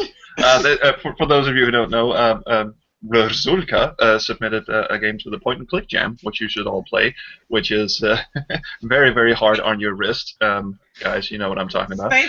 Yeah. I got carpal tunnels. I don't need a game to be hard on my wrist. Yeah, exactly. Yeah. Carpal tunnel, right? Am I right, Fred? Yeah. Anyway, I don't have to worry about it. In any case, yeah. I also like more psychological horror when it comes to video games. Like, I as a child, because I did play a lot. Like, my dad was like, if you think you're ready for this, you're ready for this. So like, I played Seventh Guest when I was 7, and I played I remember playing Laura Boat. No. It was the 11th hour when you had to wait a long time for the 11th hour. Yeah. But no, I played Laura Bow 2 when I was 8, and I had nightmares for weeks. And my mother was like, "Oh, they're so scary, you shouldn't play." I'm like, "No, I need more. I need more." But did Bruce Balfour do that one? I think. Yeah, he did. Yeah, Bruce was really talented. I used to share an office with him, and then he and Leslie, his wife, ended up meeting on that. They cast her for the voices, and it was really cool. I was there. Both the narrator and Laura. Yeah. And she was Leslie also did part a bunch of stuff, and Leslie was on our Space Coast collection thing. But anyway, I didn't mean to go off on that. There were some really good talent on the second Laura, but that's the one I was thinking of. I'm sorry. Mm-hmm. Yeah, because Oh, sorry. But yeah, no, so it's stuff like that, and like I have no mouth and I must scream. You know, as much as it doesn't make sense in the end, it at least like it's just this story that you just keep like, even though it's a horrible, horrible story, my brain just keeps going, now how do I fit this all together? And like it just keeps coming back to me. So it's sort of like, it doesn't have to be like, oh, you're about to die in like 5 minutes. It's like kind of like stuff that creeps on you, and you go, oh, that was morally wrong. I feel wrong about doing that. That's a great example. Great example, because I Have No Mouth and I Must Scream is one of those. It's terrible in the right way. The story is just atrocious and downtrodden and oppressive. And you kind of feel bad for playing these characters with massive personality flaws, except for one who's just afraid of the color yellow. But anyway, her story is, by the way, one of the most harrowing. She's a rape victim who meets her rapist as a ghost in an elevator. I mean, shit. And this is a fucking adventure game. Good reason to be afraid of yellow. Good reason to be afraid of yellow. Yes, she does. So that in my opinion, you're on the nail. Hit the nail on the head there. That's what I was trying to say.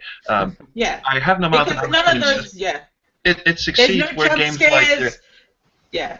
Exactly. No jump scares. No, like, you know, you're gonna die. You got to do this straight away. It succeeds where Phantasmagoria fails, and where Harvester fails. Even though Harvester is kind of tongue-in-cheek horror, it's still it's not a scary game. It's just really fucking weird. Well, Joe mentioned something about jump scares that I kind of want to get back to a little bit, if you'll permit me, because you mentioned Police Quest 4, and I thought there is a great bit in the beginning. You guys have also been talking about sound design, and the moment you open the dumpster and find the dead kid inside, if you're playing that on an ad-lib, it will sound like your sound card is shitting itself to death in that moment. I mean, it sounds like the guy who made the music just slammed his hands into the keyboard and just rolled with it. And another one I'll add to that is the zombie guy in Space Quest 4, is that the sound he makes is terrifying. Who did that? So it's like the sound card got scared. Ah! I must complain! So anyway, that was scary shit. And tonight's final topic. No, second to final, but we only got 10 minutes left. I think we might as well say it's the final, and then we'll have to do it. I don't know. We'll have to do a recap on like January the first when we're all hungover anyway. Right. I'm sober. Yeah. Not for long, my dear. The final topic is not that interesting anyway, but the penultimate topic is quite interesting. The penultimate topic is underrated experiences. We were talking briefly about I Have No Mouth and I Must Scream. I do find that technologically flawed, but a very, very brilliant design. Underrated experiences, anyone? Should we just go down the line again, Francisco? Give me a minute. All right, I'll give you a minute. Joe, you play a bunch of games. And that causes a problem. Well, like a game that you know doesn't get the love that it deserves. Oh! Conquest of the Longbow. Yeah. Yeah. Chris, Thank you. Yeah, Christy and Peter. Yeah. I'm out of my depth here. Well, the whole Conquest series, those were great. And even though they had their flaws and were essentially copy protection the game, it at least kind of made sense. More so Conquest of the Longbow than Camelot as far as copy protection goes. But yeah, those were really, really good. It's a shame that they didn't make any more of those. Well, I suppose if we're talking about the copy protection in the game, I would say that Codename Iceman and the Police Quest games kind of trump that one, especially Codename Iceman, which comes like a fucking Bible of a manual, and if you don't have your nose stuck in that manual while you're playing the game, you will just outright fucking die. And one thing I will say about Police Quest 4 is that, to its virtue, it did away with the manual hunting, as far as I know, at least if you were playing the CD version. It was just a douchey game in other aspects. You had to fill out paperwork at every turn. Detective, did you forget to look on your notepad, you fucking dolt? Yeah.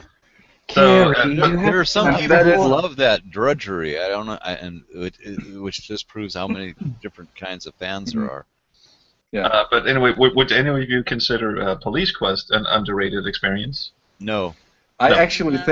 actually think Police Quest 4 has a lot going for it, and I'll go on record saying this. It's a game that does a lot of shit wrong, but I like how it really gets down to the nitty-gritty. You know, it's a very dark, edgy game. It may not always be the best dark and edgy game, but I mean, come on. You start out finding a dead kid in a dumpster. It's just dark all the way through from there. They took a lot of risks. I mean, it was interesting for sure.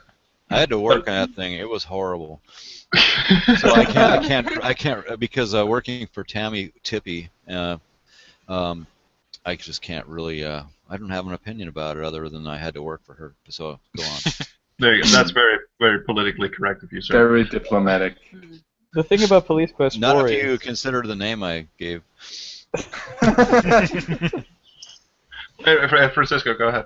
Oh no, just I mean, like you said, Frederik, it starts off you finding a dead kid in a dumpster and a murdered fellow police officer, and it ends, spoiler, with a cross-dressing killer Jeffrey Dahmer a cross-dressing killer. Yeah, who's very obvious. It's just like it just falls apart. Like you could do this whole great investigation, and then the last 20 minutes of the game, it's just like, whoop! I had a dream that the guy was the killer. Whoop. I agree, because you go up to this very weird man and say, "Do you know anything about these murders?" And he's like, "No. Why does your bathroom smell like dead people? That's just a cat in the walls or something." You add a check mark to your notebook. And then the best part is when you go. Yeah, when you go to the park and you throw the leash on the dog magically takes you to this alley that you can't escape from but to go forward into the killer's house. Like, yeah. I don't know. I get the feeling it kind of falls the apart. money ran out at the end of that game. The talent ran out. Oh, there you go. I will also say that for my money, Harvester actually is an underrated experience. It might not succeed at horror per se, but it genuinely is so fucked up in all the wrong ways that it genuinely becomes enjoyable, even as you reach disc 3, and it turns into the most awful arcade game in the world. Stupid hack and slash. The whole game is just permeated with the sick sense of humor coming from a guy who fucking did Wing Commander. I don't know where that came from. But, and I will add that to my underrated experiences. Well, I think Chris Roberts fancies himself a filmmaker and a really great storyteller. I think you're exactly right.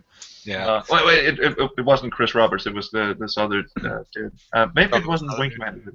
I have to mention one, if you'll permit me, and I also mentioned this on the podcast episode about this. So I'll try to keep it brief because you can go back and listen to that. But there was this Danish game produced in the mid-50s called Blackout, which was like it had a shitload. It had a shitload of government support. It got like millions. Really? And it was made with real puppets and real sets. So they were like, holy crap! The thing is, this is a puppet game taking place in an unnamed city at night. There's like been a war that characters refer to. It's never specified. You're playing as a character who you wake up in a room with creepy music going on and blood everywhere. This is great. There's a decapitated body lying on the bed, and you have no idea how you got there, and you black out, very original title, and find yourself in the same room, and it's been cleaned up, and you realize gradually you're playing as a character with schizophrenia, and you have to kind of unravel what happened. Wow. But that sounds that thing that this is made with real puppets, it's just mind-bogglingly scary, and this game is so forgotten that once Windows 98 got out, you couldn't play it anymore. It runs on Windows 3.x and 95. It doesn't run on anything beyond that. And this is why Denmark cannot possibly be the happiest country in the world, because we have a government. We're still on Windows 3.1, fuck it. And I love the idea they will pour millions into shit like this. They will pour millions into a QuickTime 2.x game that no one can play today. but that is my main underrated experience, and it's so underrated that no one knows anything about it. You know, it never got outside. Somebody could roll that over so we could play it. It didn't have an English translation, awesome. right? It didn't. Awesome. I don't think it had an English translation. If it did, it's lost in the mist of time. It did have Swedish and Norwegian and possibly. Okay, so everyone can play it. Yeah, so that's got you covered. Natalie, underrated experiences. You play a lot of games. I know. Yeah, probably the main one that always pops to my mind is Zork Nemesis. I love that game. Like, a lot of people are like, oh, it's not Zork, but it is. It's just darker Zork than it is, you know, the more happier ones. But I just love how it's all pieced together, and that it kind of feels like Zork actually kind of feels like it matters. Like, in all the other ones, it's sort of like, you do stuff, you solve their world problems, but in the end it's like, well, what would have changed if I'd done anything differently? Nothing, you know. Well, this is sort of like, you stopped someone from attaining godhood.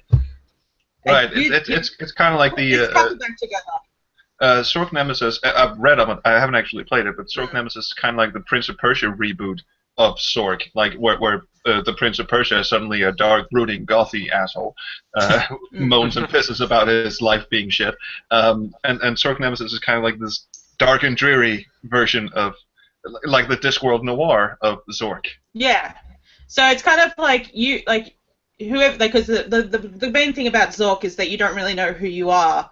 You're just, you know, anonymous, male/female, blah blah blah blah. This is probably the only one that you're sort of like, I think I might be more female than male, but it doesn't matter in the end.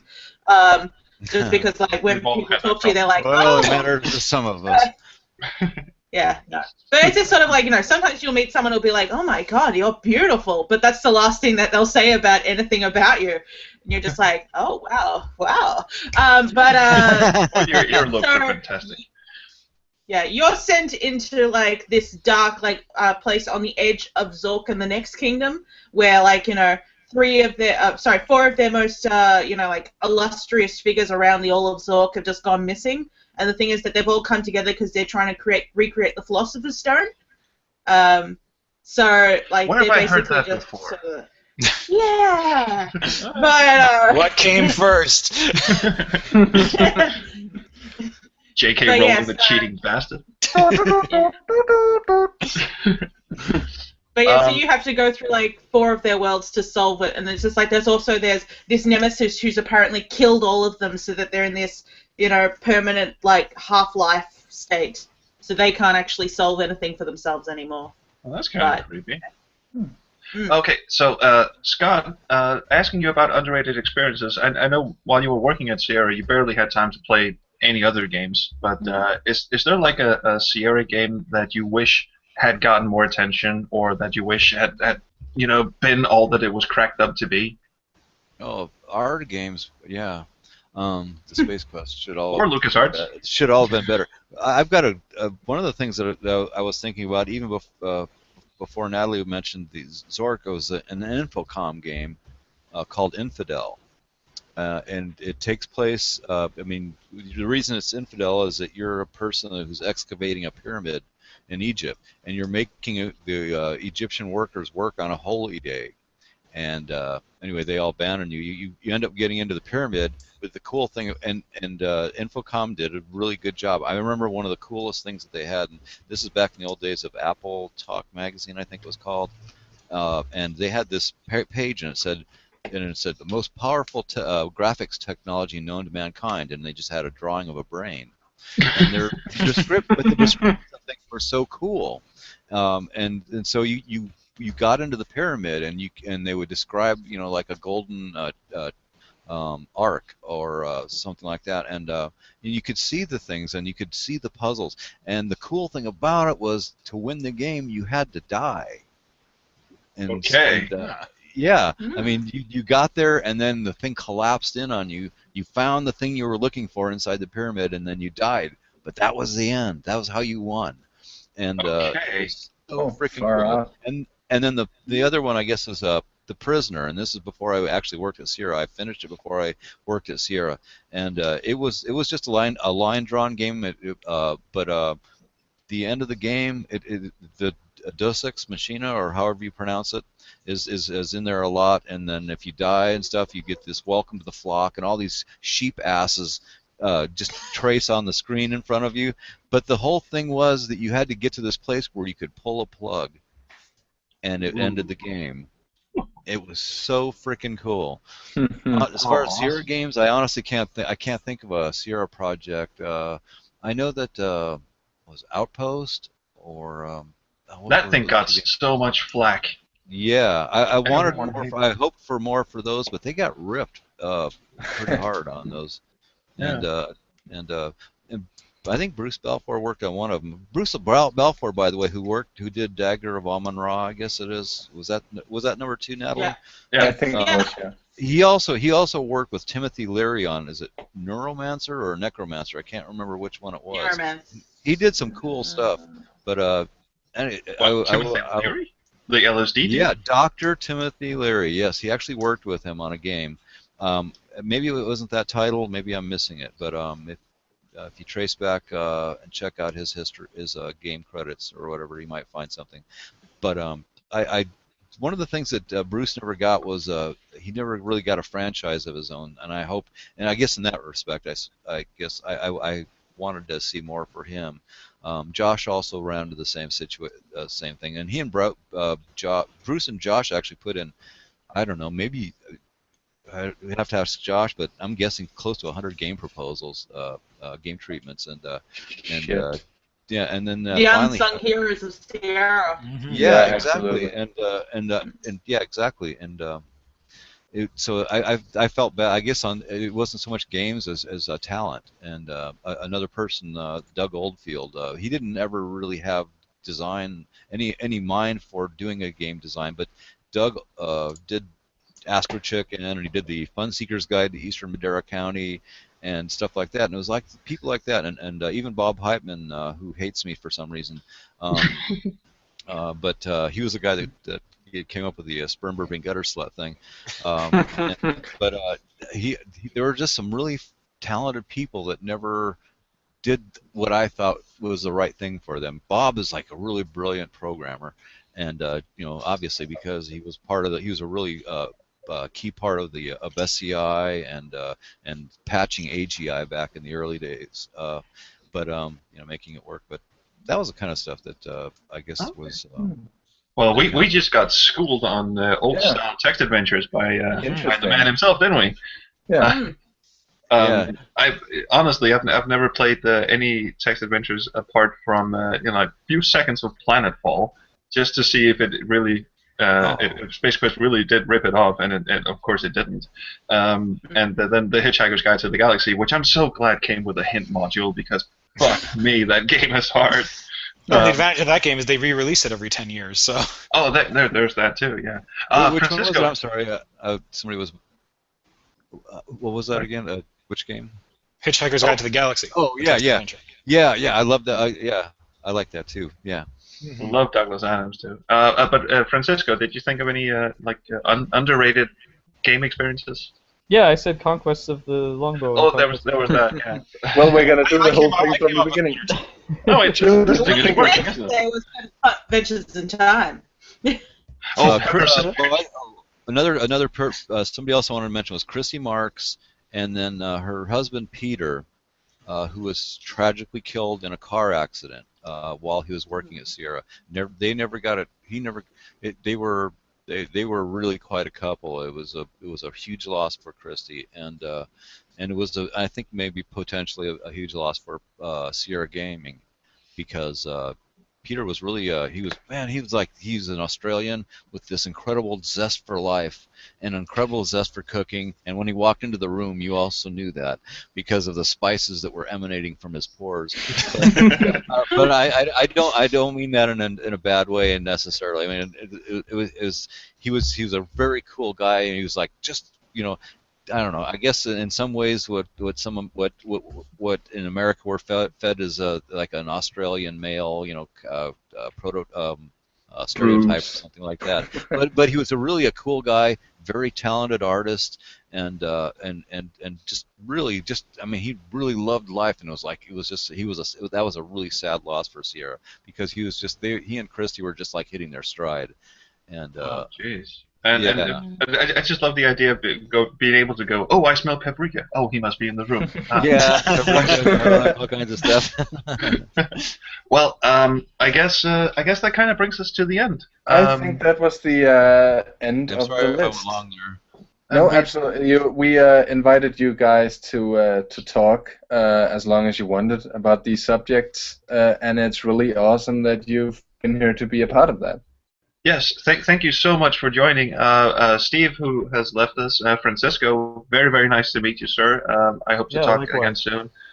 Joe, always a pleasure. You're a fantastic person. Your podcast is even more fantastic. I aim to please. Yes, and Troels only likes it because I let him play. I play his voicemails. Uncensored. Uncensored, no less. Let me tell you, that voicemail you left about Beneath a Steel Sky, that was like 50 minutes long, that really helped my plane ride the other day. It was enjoyable. The fucked up thing is, no one believes that I actually got an email from Dave Cummins. I truly did. I did have a conversation with him, but I have no way of proving that. So RPG Codex, the dudes over the forum, just gave me shit after shit. He's just making this fucking thing up. Anyway, Social Natalie, justice warrior. Yes. Natalie, the only one who has yet to play Baldwinian Roulette. So we can't really count you in on the score, but very nice to meet you, man. Yes. Unfortunately, I'm probably the least likely to use that phrase.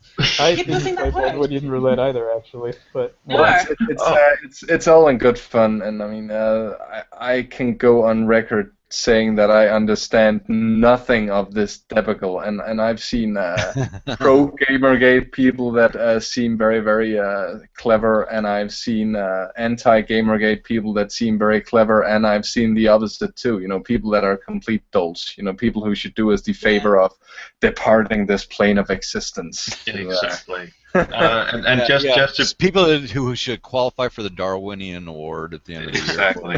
People whom we should charge for air. Very good, Fred. And of course, Mr. Scott Murphy himself, who basically was a second father to me during my childhood. It's a pleasure to hang out with you guys. It's always a pleasure. And I mean that to every one of you. It's I do too. The only guy I've hung out with, well, of course I hang out with Troels, but he doesn't count because he's kind of part of the Backseat Designers extravaganza. But I've hung out with Scott a lot before. It's my first time hanging out with the rest of you, but I hope we can do it again because it's been really enjoyable. It's been great fun. Yeah, I agree. Absolutely. Thank you so much for joining us for the Backseat Designers finale, and of course we will be back in 2015 with more of me calling up Fred and bitching at him for 20 or 30 minutes. And we'll see if we can record the next couple of episodes. Oh, definitely. Oh, I'm still bummed out about the 50-minute episode that just got shit canned because my phone was being a bitch. Can I get one last line in? And I know this is cheating, but I just realized that this might actually be funny. The point of all of this... I'm laughing already. This might actually be funny. Awesome. Well, now it has to be. Yeah, now it has. Yeah, no pressure. If you're feeling down during your holidays and you're kind of like, looking into the wall going, what's the point? Just remember that actually it's about ethics in games journalism. I don't know if I nailed it. Papers.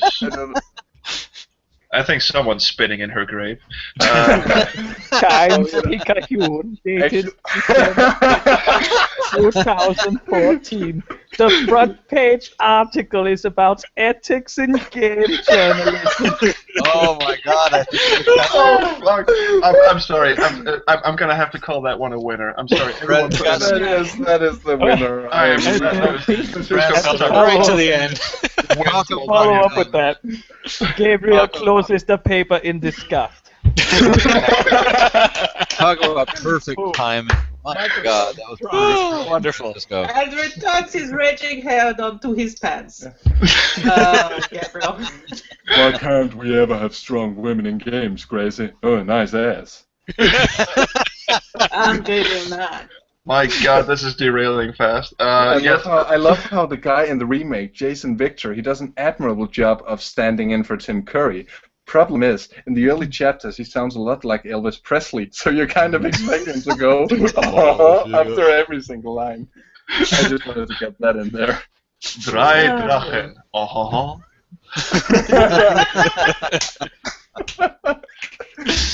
That was, and we really should be getting I'm the only one stalling this right now. Yeah, you're a complete fuckhead. You're trying to get over on Francisco here, I think. Right? I'm so lonely. No, I'm not at all, because he's won this one. But it just reminded me of another fact about. Acknowledge that. It reminded me of another fact about Virginia. God bless her soul. Shut up already. The moment this is revenge, because this is what it feels like to be on the phone with you. I'm in control now. Yes, I can tell. No, seriously, the part in Gabriel Knight where Virginia Capers reads out the poem in German about above the door in Schloss Ritter, that makes absolutely no sense. If you turn off the subtitles, it sounds like a dog barking.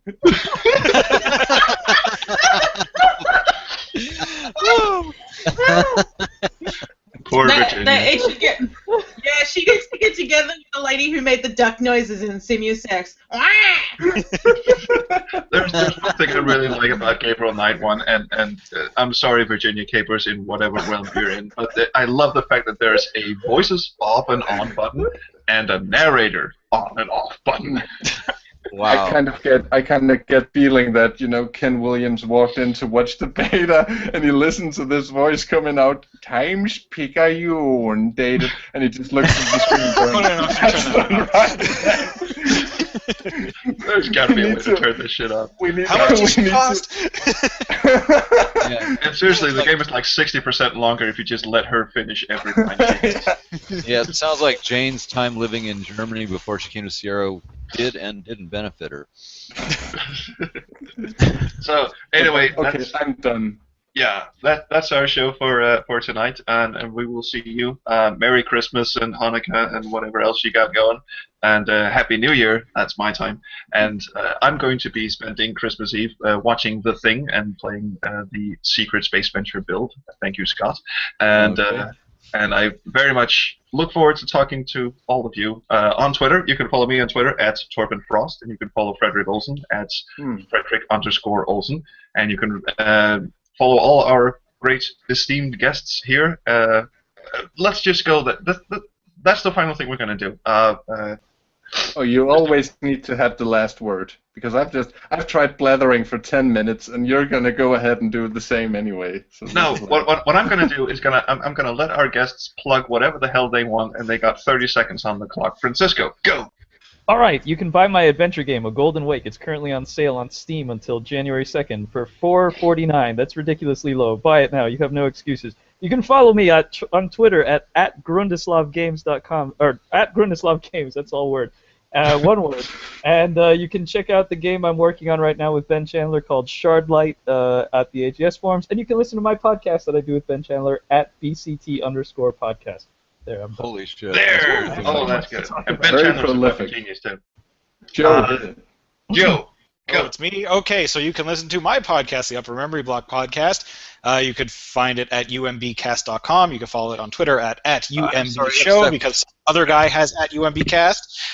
And I do another podcast about Star Wars EU novels, if you like that stuff, at swstacks.com. It's called the Star Wars Stacks. And you can follow me personally on Twitter at BillyBob476. Yay! And Natalie, go. My Twitter handle is at Rizolka, nice and easy. I'm actually currently working on a rip-off of a edutainment title from the 90s, which is going to be out on New Year's Day, called Hawkeye Quandaries. Play it. It's going to be 3 short cases, and then you get to submit your own story to be made, because I'm going to let people do whatever. Make it as dark as you want. I will make it. I will make it. So, make yes, it. there's that. And I was going to pass the mic over to Scott Murphy, but he seems to have departed. So I'm just going to do it for him. Yeah, I'm just going to do it for him. You can follow Mr. Scott Murphy, the man who brought us Space Quest and the sperm guzzling gutter slut, at /Vohol on Twitter, and he is currently designing with his old buddy Mark Rowe. He's designing the Space Venture, which you can check out at guysfromandromeda.com. You really should, because it's going to be fucking awesome. Agreed. And Fred, you get the last word, sir. I kind of tried doing that already, and it tanked. I think Francisco should get the last words as Virginia Capers. Because I've already said happy holidays, guys. Merry Christmas, Happy Hanukkah. It's been a great pleasure, and I mean that sincerely. But Francisco will do better than I can. Yeah. But Francisco, can you take us off? Yeah. Virginia Capers us. I'll do you one better than Virginia Capers. Oh, not Cedric. Please, not Cedric. Oh, yeah. Ooh, but why not, Graham? Oh, Not yet for today! Oh, God. I'm hitting stop broadcast now because I'm sick of all of you. Come on for today! See you in 2015, guys. It's been a pleasure. Thank you so much. See you. Thank you. Bye-bye.